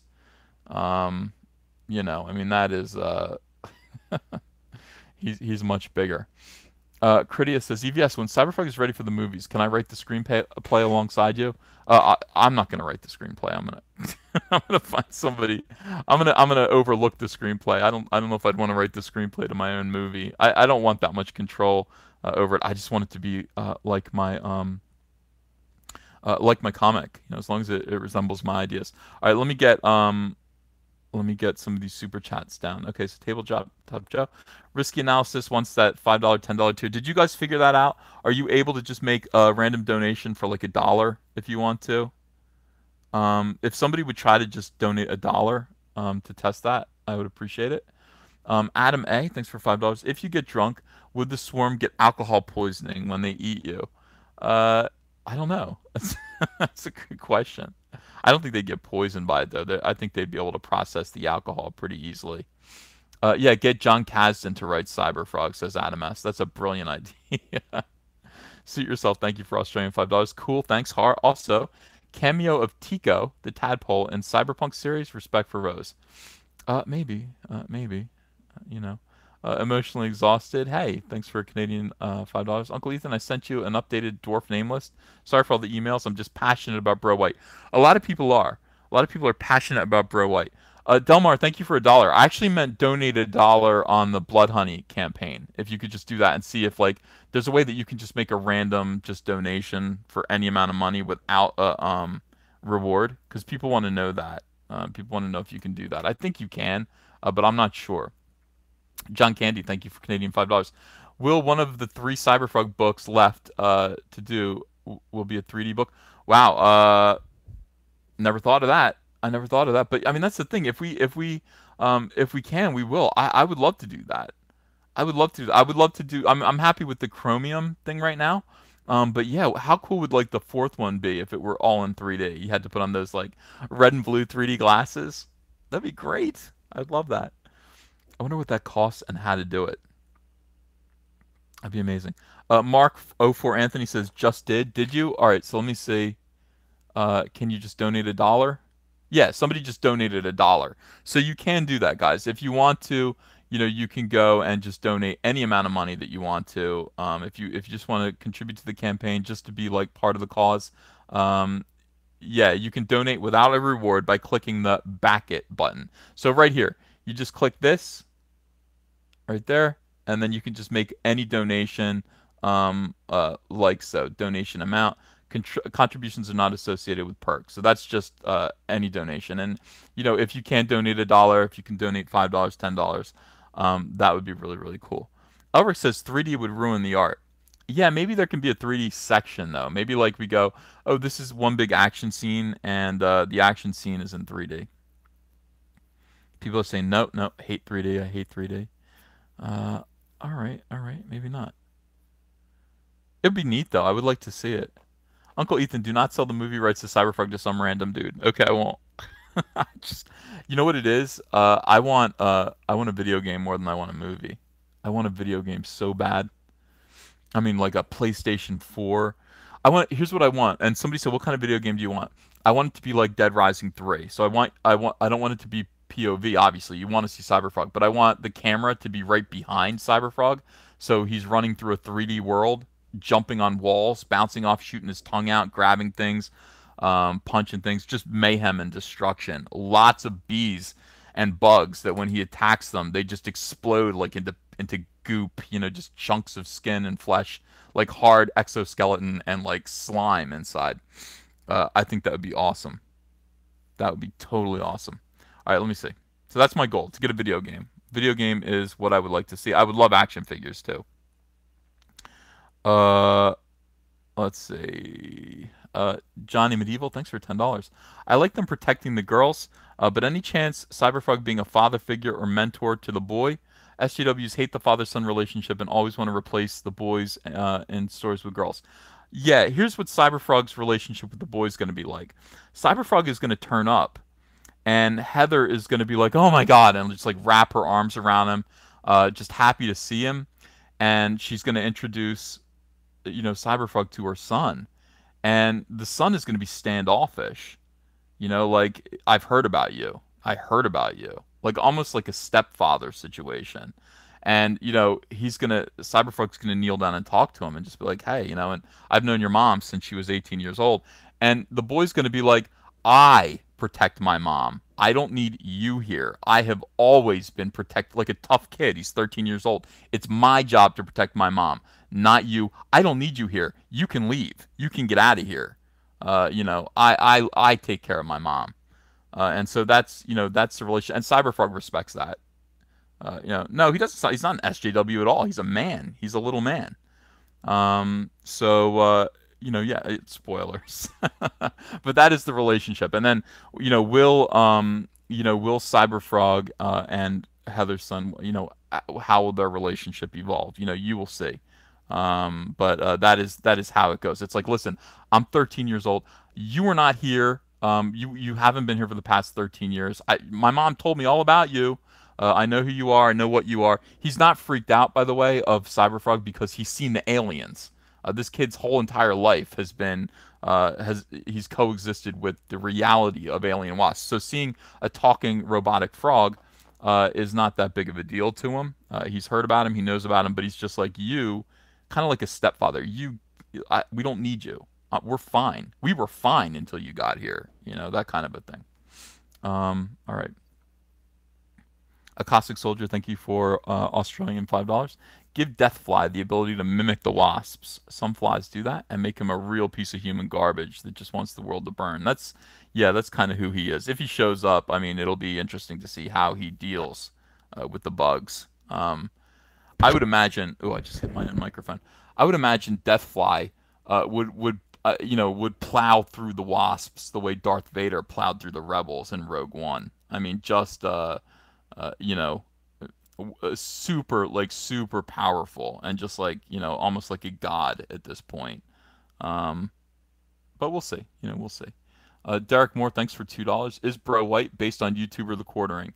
No, but it is funny because I looked at him the other day. We did a live stream, and I said, this looks like Jeremy, like with the beard. This looks like Jeremy The Quartering. If he had gained a lot of weight instead of lost a lot of weight. Jeremy doesn't look bad anymore. He's lost a lot of weight. He looks good. But yeah, the idea of just being like a dude bro, playing video games, having one mom take care of you in your 30s, dude, I mean, that is totally soy. But having like 7 little moms take care of you, even better. That's Bro White. Darkwing Dude, thanks for $2. Forgive my comic book naivete. What is an ash can? Okay, so an ash can is this. These are ash cans. These are mini. You see how small these are? This is compared to my hands. These are about half the size of a comic book.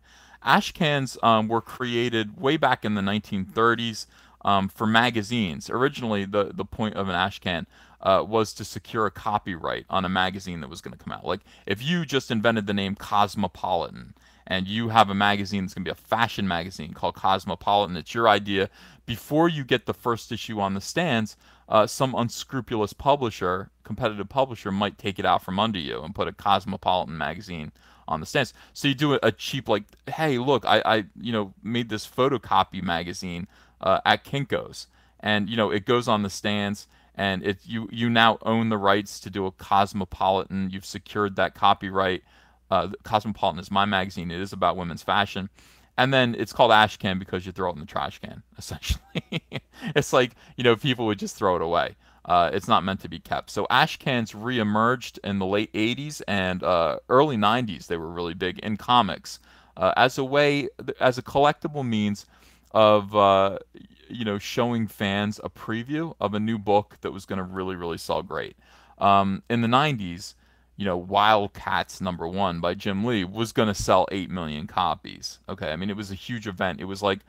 Uh, it was like on scale with a new film, a new feature film. So instead of a trailer or a preview, you put out an ash can, you offer it to people at conventions. The ash cans ended up being worth more than the comic book itself because often they'd be limited, they'd be autographed by Jim Lee or somebody, whoever was the artist inside, and they'd be worth, you'd have to pay $15 for one, even though it was black and white.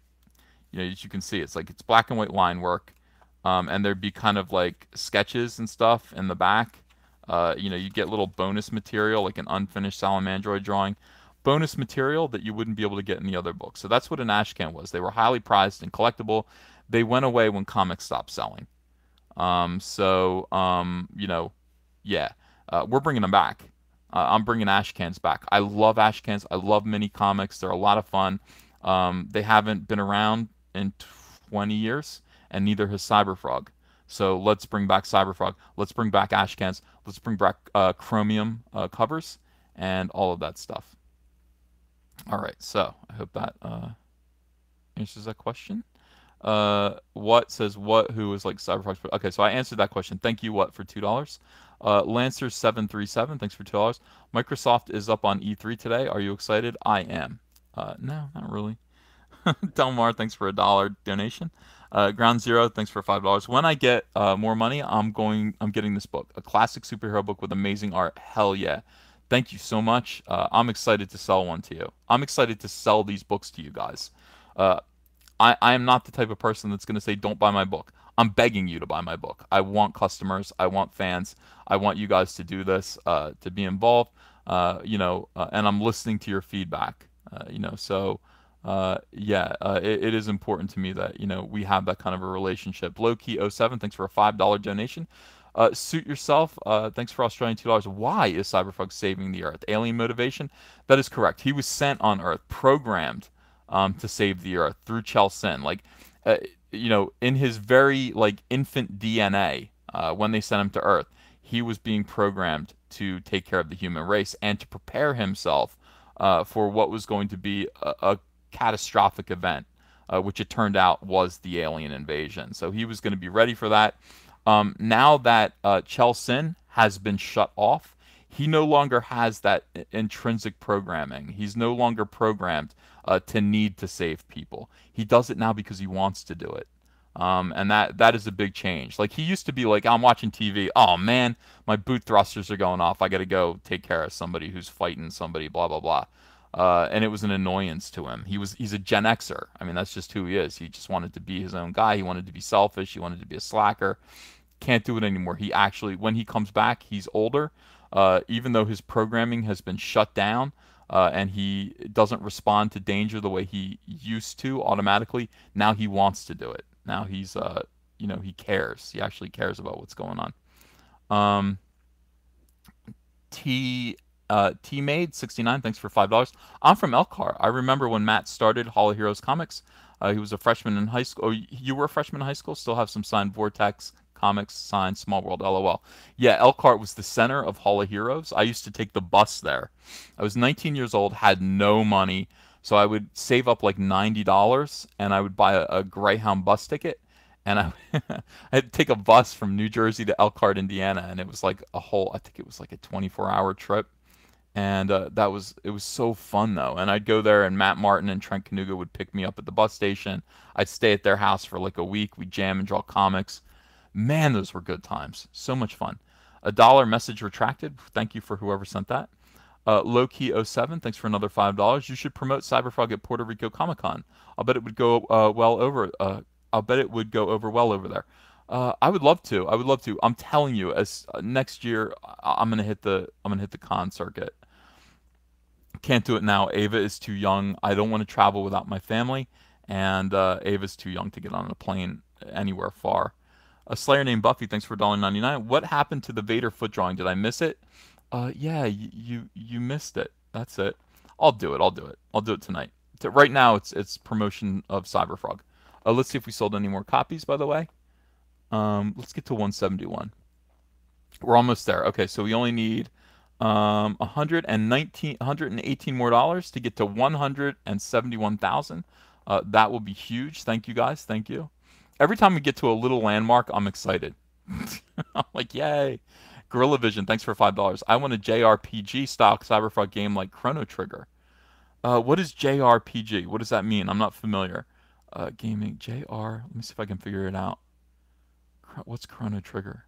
Oh man, I'm not a gamer at all. I'm not a gamer at all. I only play that one game. I only play Dead Rising. Can you guys tell me what JRPG stands for? Japanese role-playing game. Oh, okay.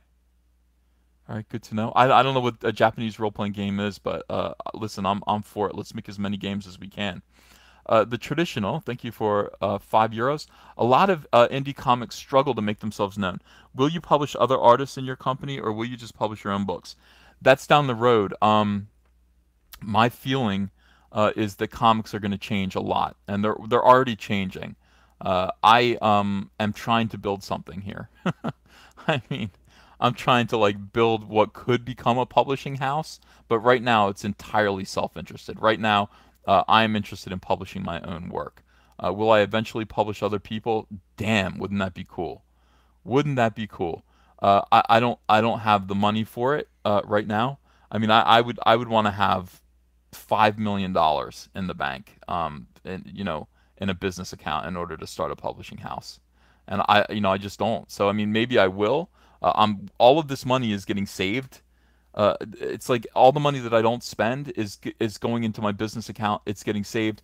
All the money that I make off of this, Rainbow Brute, CyberFrogs 2, 3, and 4, it's all going into a business account. All my bills are being paid by T-shirts and YouTube and like commissions and other royalties from DC. So I can afford to like kind of store this away. And I'm trying my best to build something here, and hopefully hopefully it'll happen. We are interested in eventually becoming a publisher, but that just seems like a pipe dream to me right now. You know what I mean? Comics are changing. People are going to follow my example, follow my lead, and you're going to see a lot of that happen.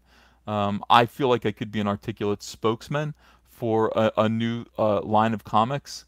I could represent a new line of comics, a new way of publishing comics, a new way of thinking about comic books fairly well. Yeah, I need to be able to do that financially though. So we will see. We will see. And that would be so cool if you didn't have to crawl on your hands and knees to like, the SJW's Image, you know what I mean, or Boom or IDW anymore. Just come to me and I go, "What, you voted for Trump? Good." As long as your idea is good, you're a good creator. I'll publish you. Great. Sean Carson, thank you for $5. Why do you think critics are pushing people to see this woman-led Oceans movie when they let Annihilation, a great all-woman-led original story, flop? I don't know. I think this is like they doubled down. SJW's doubled down on failure. So Ghostbusters 2016 was indubitably, unquestionably a failure for SJWs. It was a defeat, a big defeat, which is why they went after Milo Yiannopoulos with his attack on Leslie, whatever that was. That's what they do. They're doing that here too. Solo was a defeat for them, so everyone's attacking, they just keep doing it over and over. Everybody's attacking Rose Tico, these racists. That is how they cope with this. You're going to see their playbook repeat over and over again. Ocean's 8 is another shot at it. They're not going to learn their lesson. They're going to do the same thing, and they're going to hope for a different result, which is what people call insanity, right? But I don't think it's the definition of insanity. I think it's just the definition of being fucking stubborn. Like, learn your lesson. Learn your lesson. People don't want this. If you want to have an all-woman cast in something, great. Create something new. Stop taking men's properties and trying to make them for women. It doesn't work. It doesn't work. I'm going to show you, though, that taking girls' properties and making them for men does work. It's called Rainbow Brute. Rainbow Brute is us stealing all of these little girls' properties, and we're going to make them for men, and they're going to do great. They're going to do great. We're going to take Cabbage Patch Kids, Strawberry Shortcake, Rainbow Bright. We're going to take it all. Yeah, that's the thing. It's going to be awesome. Uh, and by the way, why not? Why wouldn't you take these? Like, if you want to make girls' action movies, why wouldn't you make a nice live action Rainbow Bright movie? Why wouldn't you do that? It's all these girls' toys that people grew up with. Why isn't there a Barbie movie? Why not? You could do a Barbie and Ken movie. It'd be fun. I mean, a Barbie and Ken movie. Seriously, why hasn't there been a live action Barbie and Ken movie? Why not? Rainbow Brute and his mighty steed. Yeah, that is correct. My girthy stallion. Yeah, everybody likes to ride Rainbow Brute's girthy stallion. But that's the thing. It's gonna be great. It's gonna be a great book. Made by men for men. We're taking over women's properties. If they can't make Ghostbusters a women's property that works. They can't make Ocean's 11 a women's property that works. Why Ocean's 8? It's Ocean's 11. Why is it only 8? What do you have, too small of a budget to hire 3 more actresses? It makes no sense. Let's see. Suit yourself. Thanks for Australian $2. Does Cyberfrog have Jordan Peterson's voice? No. That'd be funny though. Jordan Peterson is still alive and he's in the book. That would be great too. Adam A, thank you for $5. You're from Elkhart? No, I'm not. I'm from New Jersey. I used to go visit Elkhart, Indiana. That is where Hall of Heroes was. That's where Matt and Trent lived. I found them in a comic book store. Found their comics at a comic shop in Morristown, New Jersey, and wrote them letters, and eventually they wrote me back, and we got on the phone together. We became friends, and then I used to take the bus to Elkhart, Indiana from New Jersey to spend time hanging out with those boys and drawing with them, because it was all about just sitting around a table and drawing. Like, they would draw their thing, I would draw mine. And when you're young and you have like hoop dreams to be like Todd McFarlane, like we all did, it was just a great time. Delmar, thanks for $5. Don't know if you answered this already, but can Cyberfrog climb walls like Spider-Man? Yes, he can do what a tree frog can do. Does he have the ability to fly, jetpack or something? No, he jumps. He can jump like the Hulk, essentially. He jumps like a frog. Lancer737, thanks for $5. I would love to see a Cyberfrog game that's like Maximum Carnage on Super Nintendo, or Double Dragon Neon on Xbox. I would too. I want to see all these games. Pinjob, thanks for $1.99. Nobody hates about movies like Book Club. Well, I mean, this is the thing. Just, I mean, get out there and a drinking Mormon, so it's okay. Does Cyberfrog have an ally called Top Lobster? No, he doesn't. It's a good guess, but no. A Barbie movie with Amy Schumer was in the works. Oh yeah, they were gonna make it like a fat, ugly Barbie. Why not? Why wouldn't you do that? Why wouldn't you make kind of like a Barbie? What would a Barbie movie be like? I don't even know, but just try to keep it like stick to everything that we know about Barbie. Everything that we know about Barbie. Like, maybe here's what I would do. I would have, okay, here's my Barbie pitch for aimed at women. Let's see. We start out with Barbie, the classic Barbie who came out in the late 1950s. Like, she was a fashion model. She was a big fashion model in the 50s and 60s. She met Ken, and she had a little sister. Barbie had a little sister. Do all that. They put all the history in there. And then this is now Barbie's daughter. Barbie names her daughter Barbie. And this is Barbie, young girl, but her mom is the old Barbie from the 1950s. Okay? This is Skipper. There was Midge. Yeah, you do the dream house, do the whole thing, okay? She's done it all. This woman's done it all. She's the most famous. Barbie is the most famous fashion model in the world, but she's past her prime. She's learned a few lessons. All right, in fact, what I would do, I'd even let it go a little bit SJW. I'd make it a generational thing. So old Barbie from the 1950s, Barbie the mom, believes in traditional things, believes in, whatever, traditions were of the 1950s, 60s. But this this new Barbie, who's now a big fashion model too, is much more progressive and believes in all kinds of crazy stuff, like women can do things other than cook. I mean, just crazy stuff like that. And the mom is that would make a great Barbie movie. That would be a terrific Barbie movie. It'd be a comedy. It would be fun. There you go. I walked out of the pitch meeting with a success. Sold. That's a Barbie movie. Totally awesome. You could do that with anything. Take any of these properties and turn them into, yeah, they're all named Barbie, of course, because Barbie Senior, okay, who married Ken, by the way, and Ken doesn't look the way he used to look anymore. Ken used to be a stud, but Ken just kind of got fat because all the attention went to Barbie, his wife, and he just went, ah, fuck it, and just decided to stay on the couch. So old man Ken, modern Barbie with cucked Ken. Oh, this is great. Oh, it's terrific. Yeah, Barbie in a zombie scenario. Well, that's you could get to that. You could bring it to that. Barbie had a little sister named Midge. Uh, Skipper. There was Skipper. I used to watch old toy commercials, so I've seen a bunch of Barbie commercials from the 50s. Skipper. Alan. There was a guy named Alan who I think was Ken's brother. They diversified the whole line back then, but do it all. I mean, have the pink Corvette, whatever she drives, the dream house. Oh man, it would be cool. It'd be really cool. Wasn't Legally Blonde basically a Barbie movie? Kinda, yeah. But I mean, really, like you need to play up the iconography, the language of the Barbie franchise. Now you could do this. Why do these women not just take what they already have and make great movies based on what they already have? Instead, they just try to like feminize these boys' properties. I mean, it doesn't make any sense. Make a movie out of Pong, the old Atari game. Um, could do it. Could do it. Look, they made a movie out of Battleship. You know what I mean? They're making movies out of Disney rides. Like they made, of course, Pirates of the Caribbean was a great big franchise. They tried it with the Haunted Mansion. They should try It's a Small World. They should try It's a Small World. I think they could actually do it. I am trying to cast myself as Ken. I'm like, look, he's fat. He's just given up. Yeah, I could do it. I could play that. Sure. Absolutely. Uh, yeah. Don't listen to Do Jajong. Joe DeJong. Stanley is still alive. This is a troll. This is what they do.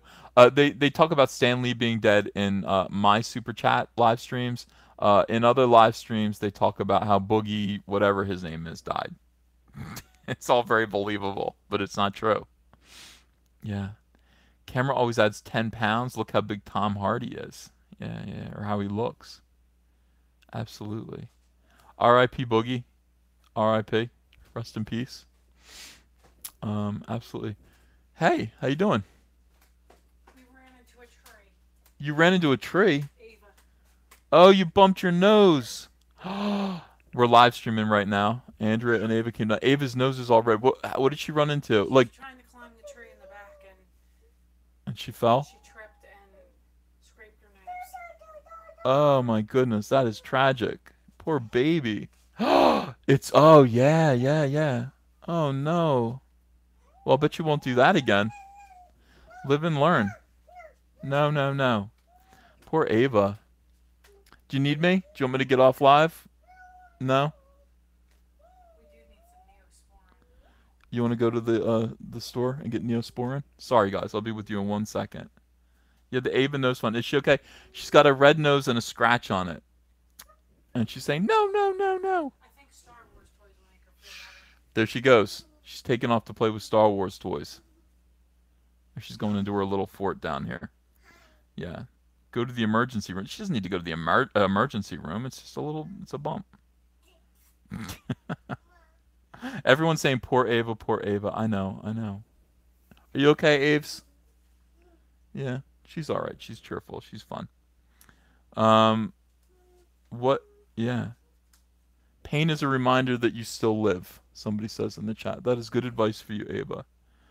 Pain is a good reminder that we still live, and she's a tough kid. People want to give Ava a cookie. Are there cookies for Ava? She just had an ice pop to make her feel better.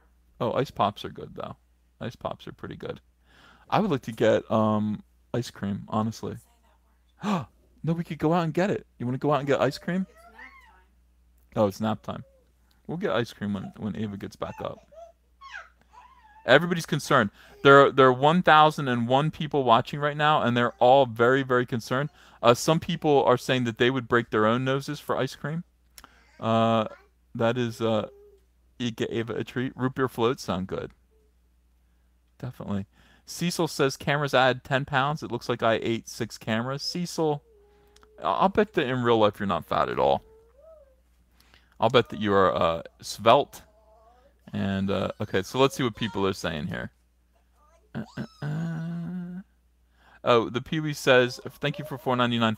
Hey, are you ever going to put that Roundhead Ryan sketch on eBay for me? Oh my God, I got to do that. I got a bunch of stuff that I got to put up there. Absolutely.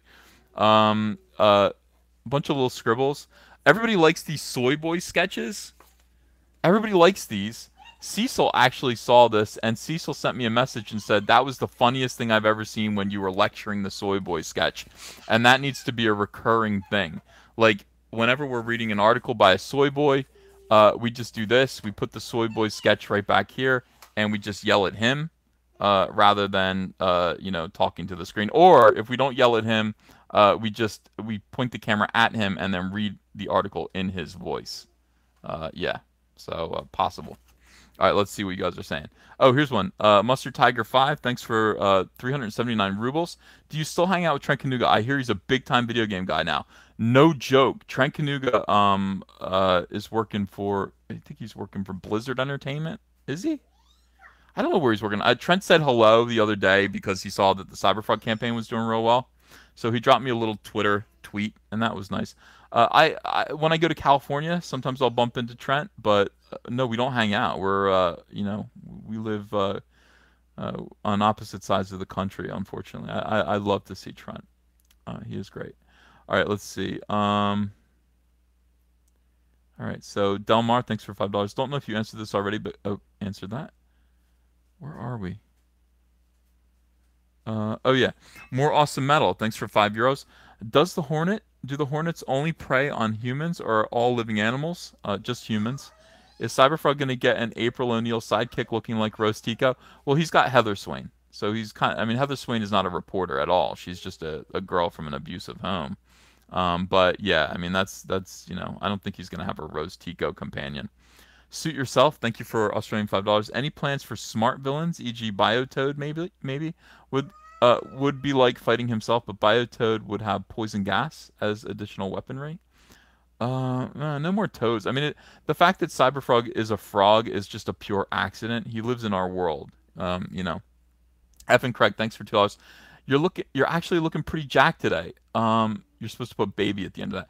You're looking pretty jacked today, baby. Thank you, F and Craig. Appreciate that. A Cossack Soldier, thanks for $5. I don't know if you saw the email, but I'm in the process of developing an original property. You're the last chance I have to make great comics. I don't think I'm the last chance. I think it's gonna be okay. You'll still be able to make great comics, no matter what I do. Jr. Thanks for $2. Sad Face Neosporin Fund. We got $2 from Neosporin for Ava's nose. Mustard Tiger 5, thank you for, okay, we answered that. Michael Dwayne, thank you for $2. Make a Slinky movie, then a Silly Putty movie. See, we could, though. You just have to put your little imagination into it. I mean, Silly Putty, definitely, you could make. You could just do it like, what's that Disney movie about Goop? About the green slime, babe. You don't know? You don't remember? I can't remember either. Flubber, yeah. Maybe something like that. Chris Hannigan, thanks for Canadian $2. What your eBay and do you ship to Canada? My eBay is CyberFrog9 and I do ship to Canada. Absolutely. I don't think there's much up there right now for sale. But I'll put stuff up later. The Outpatient, thanks for Canadian $2. Caricature each author when you shred the articles. Can you imagine? Scott Mendelson. Oh my God. Ground Zero, thanks for $2. Atomic Wedgies for the Soy Boys. In some cases, yes. In other cases, no. But, yeah, you need to give some of these guys a noogie because they take themselves too seriously, and it needs to stop. All right, let's see if we sold any more books. By the way, if you have not yet pledged to Cyberfrog Blood Honey, that would be so cool if you did. Look at this. Oh, we're almost at 171,000. We just need to sell maybe, I don't know, if we sold a couple more books, we'd be at 171,000. Today, our goal is to hit 175. I'm gonna be pumping this thing all day long and probably into the night, promoting this comic like Zach told me I'm supposed to. Zach was like, "You're supposed to be talking about this nonstop," and I'm like, "I am. I'll talk about it nonstop, I guess." Chuck Miller says, "Ugh, Ghostbusters, that travesty." I still haven't seen it, but I would love to see Ghostbusters at this point. You know, I might actually watch Ghostbusters and then comment on it. I would love to do that with World Class and Jeremy from Geeks and Gamers. Just put the Ghostbusters movie on, and then we just watch it and kind of crack on it and make a video. We'd have to do that very carefully so as not to get a copyright strike, but I think we could do it. I've seen people do it. You just can't show it on the screen, I think. Do live Ghostbusters commentary. Well, I want to do live Star Wars Holiday Special commentary, honestly. Elric, Ethan, E3 is going on all weekend. Your audience will take a big hit during conferences. Uh, well, okay, yeah. It's my audience is taking a little bit of a hit. What is so people are watching E3 or are they at E3? You know, Red Syrup says play it mirrored EVS. So just spin it around and then you won't get a copyright strike. Interesting. That's a good idea. Christopher Gebhardt says I would pay good money for a riff track from you all. Really? That'd be kind of fun. I would love to do that. Are we at 171? Did we do it? Did we do it? We did it! Yay! We're at 171. All right. Okay, this is awesome. Totally, totally awesome. Uh, yeah. I hope they're watching this. You know, it's like I hope the SJWs that are currently making it very difficult for people who are conservative to make comic books, people like me, people like Mitch Breitweiser, people like Chuck Dixon, and many others who I will not name, but believe me, they have been sussed out by these animals, and their careers are jeopardized. I hope they see this. I mean, look, sorry for voting for Trump. I do take this as a punishment for voting for Trump. This is yeah. I'll never do it again. I'll never vote for Trump again. Well, after 2020 anyway. EVS, Cecil, and Nurkish commentary track on the holiday special, please. That's possible. Nurkish would be a lot of fun. Nurkish would be really, really cool. Oh, Ava's going up to bed. It's crib time. Hey Ethan, I haven't got mine yet, but soon. Okay, all right. $200,000. Let's make it happen, says William Palacio. I think we will. And when we get to 200,000, it's just all about me promoting it. I need to promote it better. When we get to 200,000, look at these great CyberFrog pieces. Nice sketch here. Maybe I'll have Kyle color this. Should I send that to Kyle to have colored, give him something to do? He's working on this right now. I mean, this is just. And by the way, people want this to be a poster. Should we do this as a poster? Uh, you know, big shot here. We could do that. I mean, I'll get Crypto Fashion involved. They drop ship posters, so I don't even have to worry about it. I could just send it over there. And yeah. Would you guys buy it? Okay. How much is a poster? What is a poster? Well, they'll tell me how much a poster costs. But how much does a poster cost? I have no idea. What do you think? Add a poster perk. I don't want to because uh, $25, $7, $9.99, $8. $1 says Tyler the troll over there. $12.99, $10. Okay, so we're all over the place. Some people are saying $10 to $15 basically. On average, it looks like people are saying about $15. Mawa is saying $14.88. Oh, great. We got a couple of them in the audience today. $14.88 for a poster. Can you imagine? It's like great. My life would get harder. $14.87. What? find, find out what it is. Like what plus tax equals 1488. Yeah, the Nazis lost, wankers. Get over it. They did lose. They lost pretty badly. And somebody else is suggesting that they should be $17.76. There's a real patriot. There is an American. I don't want to charge $13.37. I don't want to do that. I don't want to make it a reference to that stupid droid from Solo. Walmart sells them for $10. Well, you know what? It's not up to me anyway. I mean, honestly, I gotta ask Crypto Fashion what they sell posters for. But he did say, yeah, we drop ship posters. We'll do all your merch for you. Just let us know. So they're doing the T-shirts. I believe they're working on baseball caps. I'll have to remind them about that as well. But yeah, so this is being colored by Kyle Ritter right now, and I can't wait. I can't wait to see this. I can't wait to see how this is going to look with just fire behind him and everything. It just, so cool. I love it. Can you lower the $5,000 tier to $4,000? Yeah. Yeah. I probably maybe $5,000's too much. Is $5,000 too much? That was just kind of what people recommended, and I went okay. But we can definitely do that. I think I can. I don't actually. I don't know if I can. I don't know if I'm able to do it. But yeah, 5 grand is too much. All right, yeah, I can lower it. No problem. Um, it is a fundraiser. I pay a little more for a poster of this. 5K is reasonable. People recommended 5K. 2,500 is the cost of being killed by a hornet for in like 2 panels. The difference is that this one you are permanently in the book until you die. So you will actually have your name. You'll have you'll be in there. You'll have dialogue. It's a pretty big deal. I don't mind. I would lower it to 4 grand, but it is going to be some work because I'm going to actually get pictures of you, and I'm going to have to draw your likeness. You can be nude, absolutely, if you want, and totally. Um, 3,000 to 35 is butter. Leave it at 545. You guys. Nobody's paid into it yet. So if I lower it to 5, that there are 6 and nobody's bought one yet. I haven't really promoted it that much. But yeah, you know, if nobody's bought into it yet, that's fine. But it's going to be a big deal. I mean, you're going to be in the book. You're going to be in the book big time.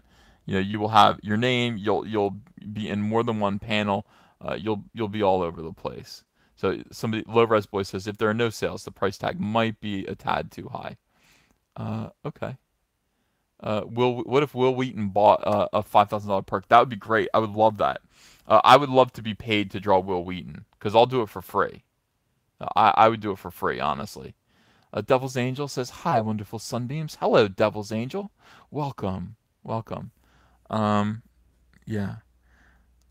Could anyone at the tier request they be killed in the most brutal and horrific fashion? Says the Wild Delinquent. You can, yeah, if you want to. Absolutely. And it would be fun. And then you get to keep the original artwork anyway. Poster tier 13. Oh, look at that. So for $1,337, you get a poster of CYBERFROG killing L337. Captain Deadpool says, "Are you still doing amphibionics if you reach to?" Yes. So that's what I was gonna say. So let's scroll down all the way here. You can see we have reached all tier. The stretch goal. The next stretch goal is $200,000. We're gonna colorize and re-release the CYBERFROG amphibionics ash can, which nobody has, and you can't get one. They're very very difficult. But I will. It's a shame. We're gonna take this.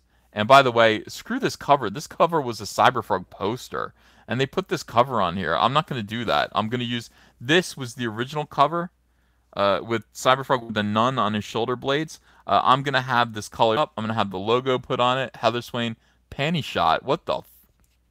It was the 90s, guys. It was the 90s. But yeah, this cover is going to be colored up, and it even says 1997 on there. Look at that. Wow. And this will be the cover for the re-released, properly managed CYBERFROG Amphibionics #1 ash can, complete with the nun stuck on the shoulder blades. It is going to be totally awesome.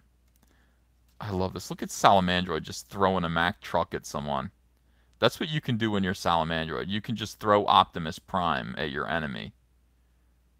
I mean, that's just badass. And then just, yeah. Sure, 100%. So we're going to release that. We're going to get it colored. It's going to be terrific. That is the $200,000 goal. I think we will get there. Would the wasps get sick from eating soy boys? No, but they would get more effeminate. They would definitely get more effeminate from the soy content. I mean, they can handle alcohol without too much of a consequence, but they cannot handle the soy. Ooh, look at this. George Fletcher, thanks for $2. George Fletcher, thanks for $2 again. Michael Dwayne, thank you for $5. Would Will Wheaton die with a soylent grin on his face? Yeah, he would. He would. A Caustic Soldier, thanks for Australian $5. I voted Trump and called Whedon on his blatant lies.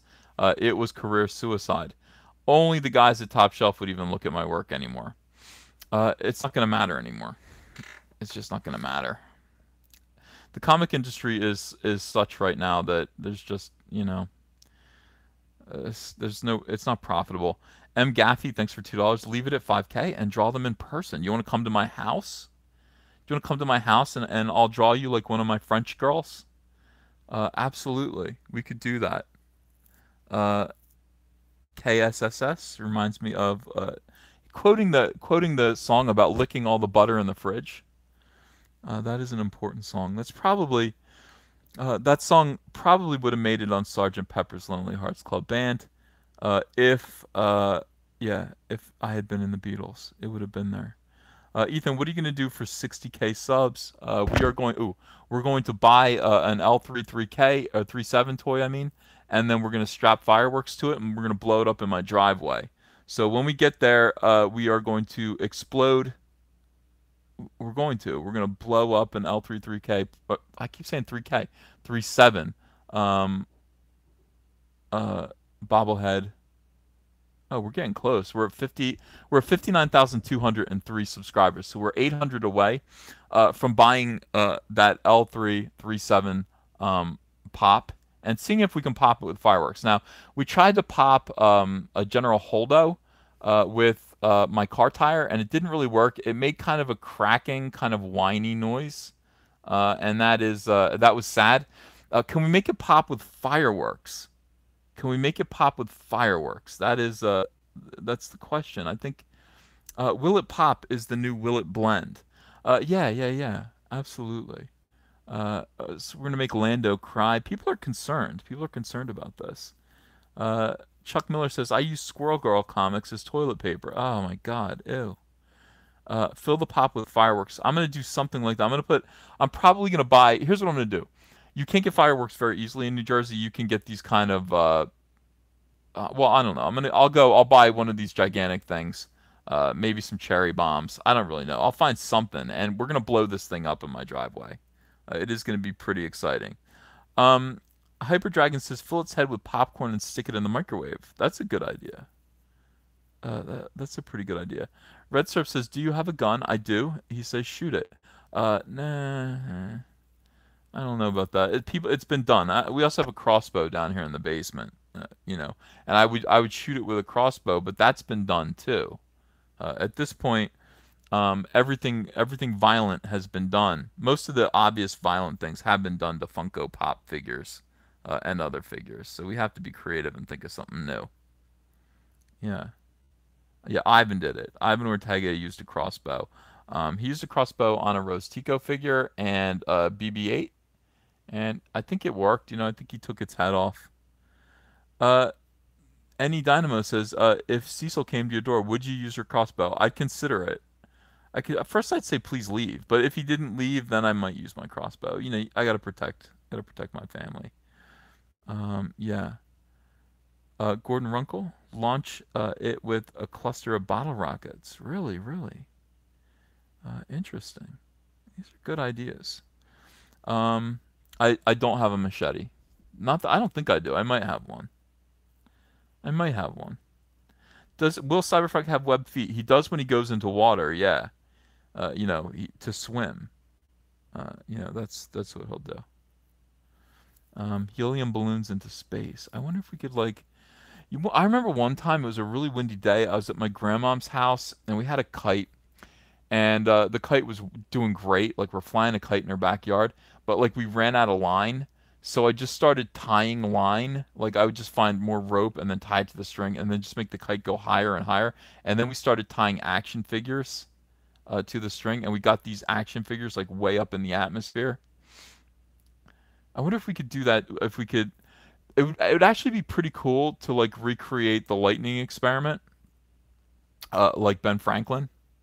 And actually tie a key to an L337 figure and fly a kite during a thunderstorm. And see if we could get lightning to hit the L337. I wonder if that would look good. I mean, that might actually be pretty cool. We could discover electricity. I'm just spitballing. Red Serp is saying be careful. Well, I would tie the kite string to something else. I don't even think it. What would happen, by the way, if you tied a key to a kite to an L337, but the kite string wasn't metal, the string wouldn't conduct electricity, would it? Of course not.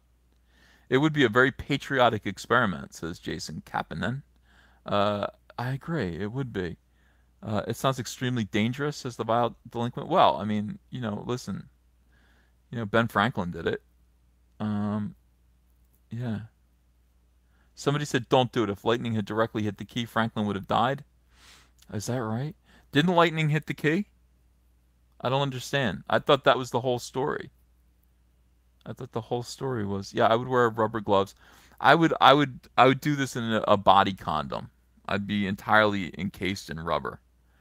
The string was wet from rain. It would conduct. You're right. You're right. You're right. Yeah. Well, maybe I'll tie the string to something else. Franklin used a kid. Just use a kid. Did the kid die? Uh, yeah. People are saying it's a myth that never happened. I'm learning a lot today. Yeah, it does conduct enough electricity, says Save the Fantastic Four. Maybe that'll be my superhero origin. How did you become Electro Man, Ethan? Oh, well, I tied an L337 bobblehead pop figurine from Funko to a kite and a key. I glued a key to the Funko, and I was basically flying it like Ben Franklin in a thunderstorm. And sure enough, lightning, a big bolt of lightning, hit the Funko Pop and sent a surge of electricity down into my body, and I was never the same again. Yeah, I became Ethan Electric. Well, there's Electric Van Skyver or Ethan Van Shocker. Um, all of that. I mean, this all sounds good. Sweet Tooth says they don't make body condoms that big. Hey, wait a second. How big? I'm not that big. Um, yeah. I don't know. It could work. I think it would make a good video. Yeah, most of the things that I do, I think about, would this make a good video? And, if being electrocuted in the effort to melt a Funko Pop figurine would make a good video, you have to consider it. Don't you? Or no? You don't? No? Are you telling me Logan Paul's wrong? Let's see. Lantern for Life says, please, or Lantern fan says, Ethan, please no gimp.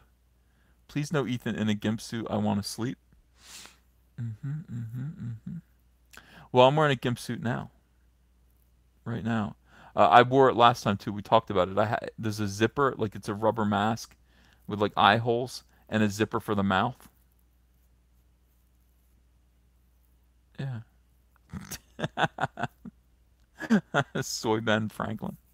I'm always in one. I always wear the gimp suit from Pulp Fiction. Always. Totally normal. Totally normal. Super chats? All right, we'll do super chats. I don't know if there are any. I think I've been watching. I think I got them all. Oh, I didn't get them all. Michael Dwayne, thank you for $2. Rachel Maddow was cool on Star Trek as Wesley. Yeah, I think she was. It's a weird thing. Like I have never seen uh, Jason Bateman and Rachel Maddow in the same room. I think the two of them look very similar as well. Why is that? Why does Jason Bateman look like a lesbian? What do you think? Kinda. Like when he was younger, he did. When he was younger, he did. How come like young men look like old lesbians? No? People are saying no. Jason Bateman doesn't look like. I don't know. It's just my opinion. Uh, Thank you for $5, George Fletcher. Cyberfrog's enemies, the Hornets, should be led by the triumvirate of Ultimate Evil, Jab Jab Williams. Did you mean Jar Jar Abrams? Kath Sting. Oh, I get it. Jab Jab Abrams, like because stabbing. Kath Sting Kennedy and Rowan Johnson. Yeah, yeah, yeah. Um, yeah. M. Gaffey says, thanks for $2. Leave it at 5K and draw them in person. So, people are recommending that people come over to my house to be drawn. I don't know. I don't know. I mean, you could come over. Andrea will make you a nice steak, have some beer. Andrea makes great steaks.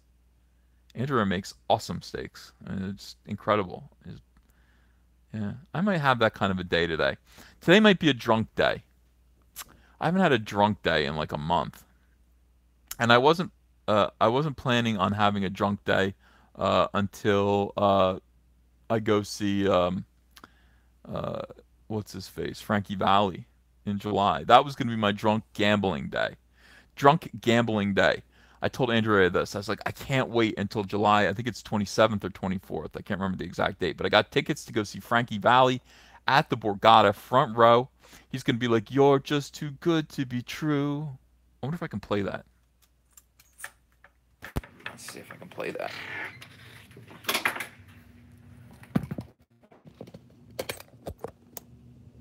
We'll figure this out. All right, let me get the chat on, live chat.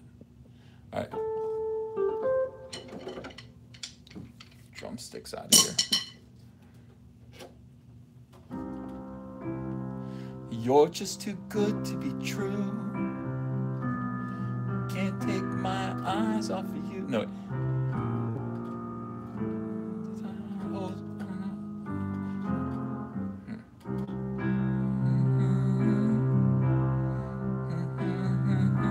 There it is. Off of you. You feel like heaven to touch. I wanna hold you so much. At last, love has arrived. I thank God I'm alive. You're just too good to be true. Can't take my eyes off of you.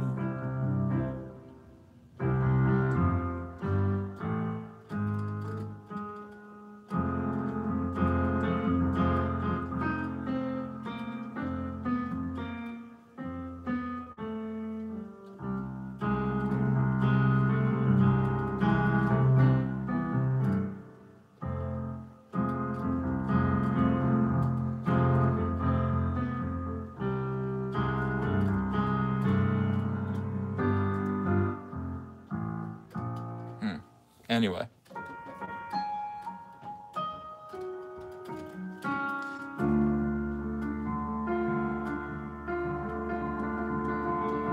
Watch the views drop. All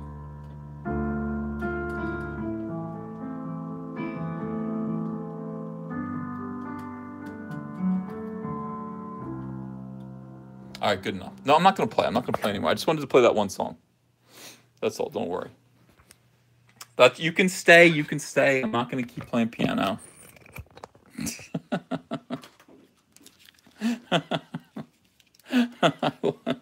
It happens every single time. Hang on, let me put my mic back in. Time. You have as many viewers as Jim Lee, says Ulrich. Is Jim Lee broadcasting right now? Yeah. I lost 100 people. The minute I start playing, everybody leaves. They go, "Oh my God, get me the fuck out of here." Maybe somebody else is talking about comics. People are saying it's amazing how you play with your feet like that. Ulrich, what's Jim Lee doing right now? What's he doing in his chat? Is he drawing?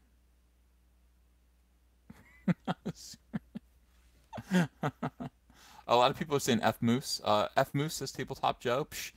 The music is the best. Everyone who leaves isn't a real fan. They are sexist and racist. I was going to say that.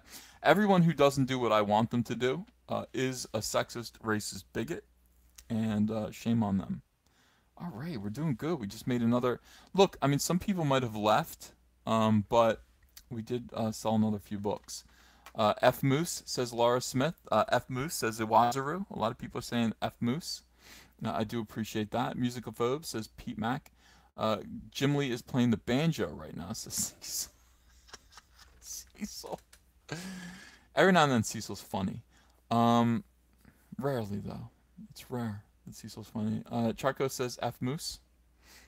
I'm gonna have to plug in the charger at this point.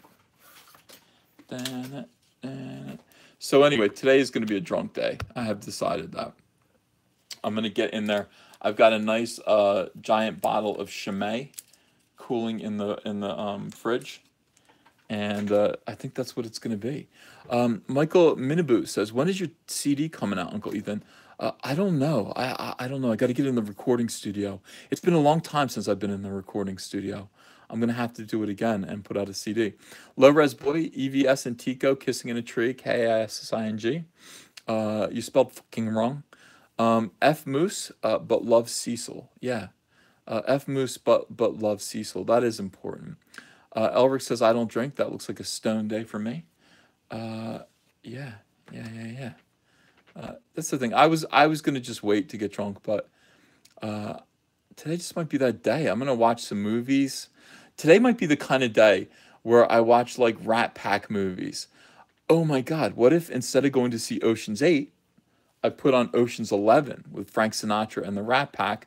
Uh, Drink some beers. Yeah, Pete Max Chimay. It's really good stuff. Chimay is awesome. You curb stomping that toy deleted forever. R.I.P. Oh right. Oh, that's the consequence of that. Yeah. So somebody asked me to open up a toy. We did a nice toy review. I opened it and it was the worst toy. I hated it so much. You can tell it's a bad toy when you feel it like in your hands. It's lightweight and it just feels flimsy. So I threw it to the floor and stomped on it and threw it in the garbage and it's gone. Nobody will ever see that again. That is sad. But then again, oh, guess what went away as well? My soy shorts. No proof of my soy shorts. And am I wearing soy shorts today? No, I'm wearing jeans. I'm wearing jeans today. I learned my lesson. No more soy shorts. I'm not even gonna. There for now on. All I'm wearing is denim. No, I don't. They said they were soy shorts. They weren't. They were just. Yeah. Ocean's 8 gets snuffed out next week. I think it does. Hi, baby. You okay? All right, just hanging out. I'm telling you, denim is soy. Denim is not soy. Denim is denim's rough. It's tough. It's not soy. No, no. Heather C says stop deleting your videos. I only deleted one, and it was only because my phone number showed up in it. I had to delete it. I can't leave it up there. I mean, I love you guys. You know, if you wanted to call, you could call, but I don't want everyone calling. Damp Stew says, "Hey, ya Auntie A." She's tired. She's plopped down in the chair right behind me, and she's just gonna stretch out and relax and enjoy a few minutes of peace. Yeah, and, you know, it's Ava bumped her nose. But this is the thing. Being a little kid means letting your kid kind of. We have a big backyard, and Ava loves to just go run around in the backyard, and you know, it's good. Jim Lee is sketching the Riddler. Hmm. How does he do it live? He just live sketches. Does he talk to people when he draws? What does he do? Russell Brown, thank you for $4.99. Jesus Chris, it only took me an hour to figure out how to upgrade to the $50 perk, but I figured it out. You're welcome. Thank you, Russell Brown.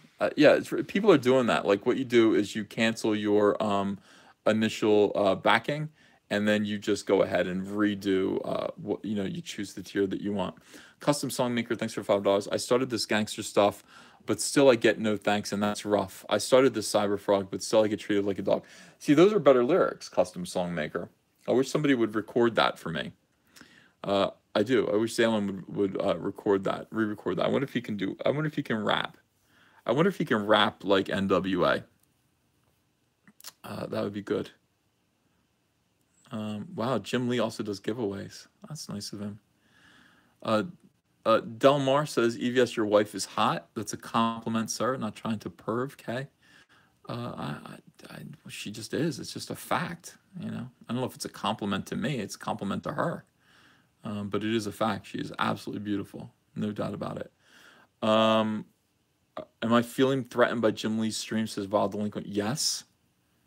Of course I am. Wouldn't you be? Jim Lee's over there drawing. John Hunt says, but still I don't get thanks enough. Yeah. That's a better, is that a better lyric? Let me see.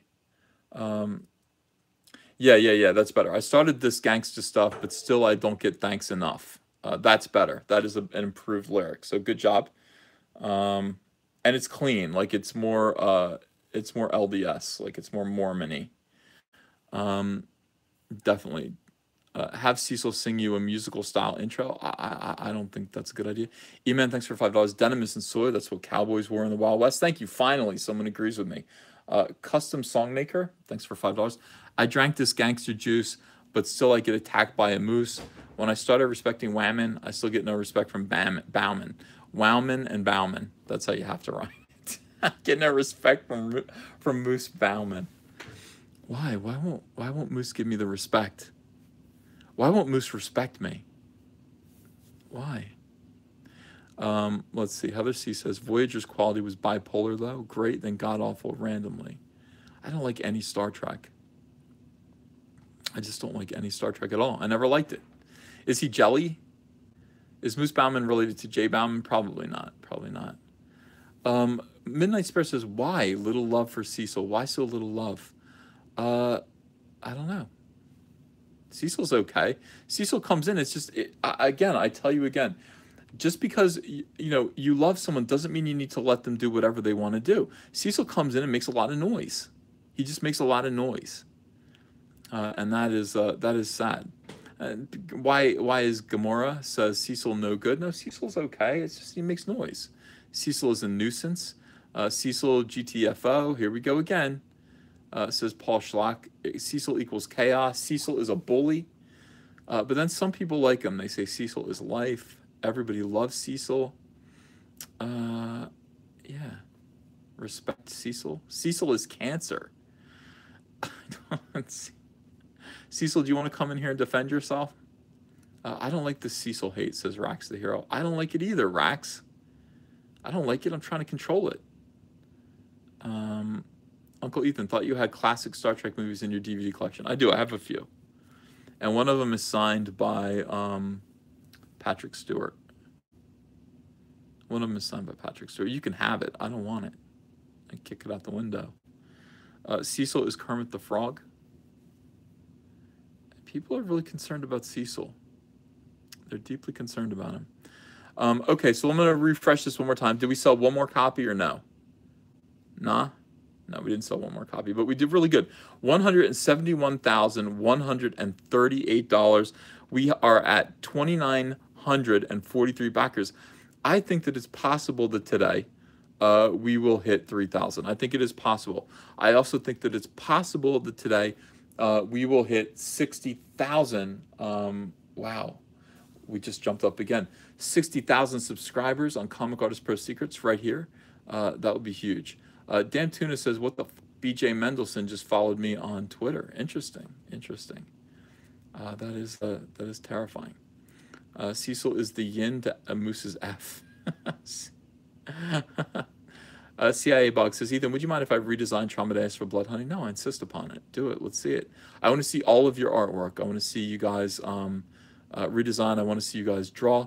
I want to see you post stuff on Twitter. Always want to see that stuff. It's great. It's great. All right, so I'm going to let you guys go. I'll be back tonight at 9 p.m.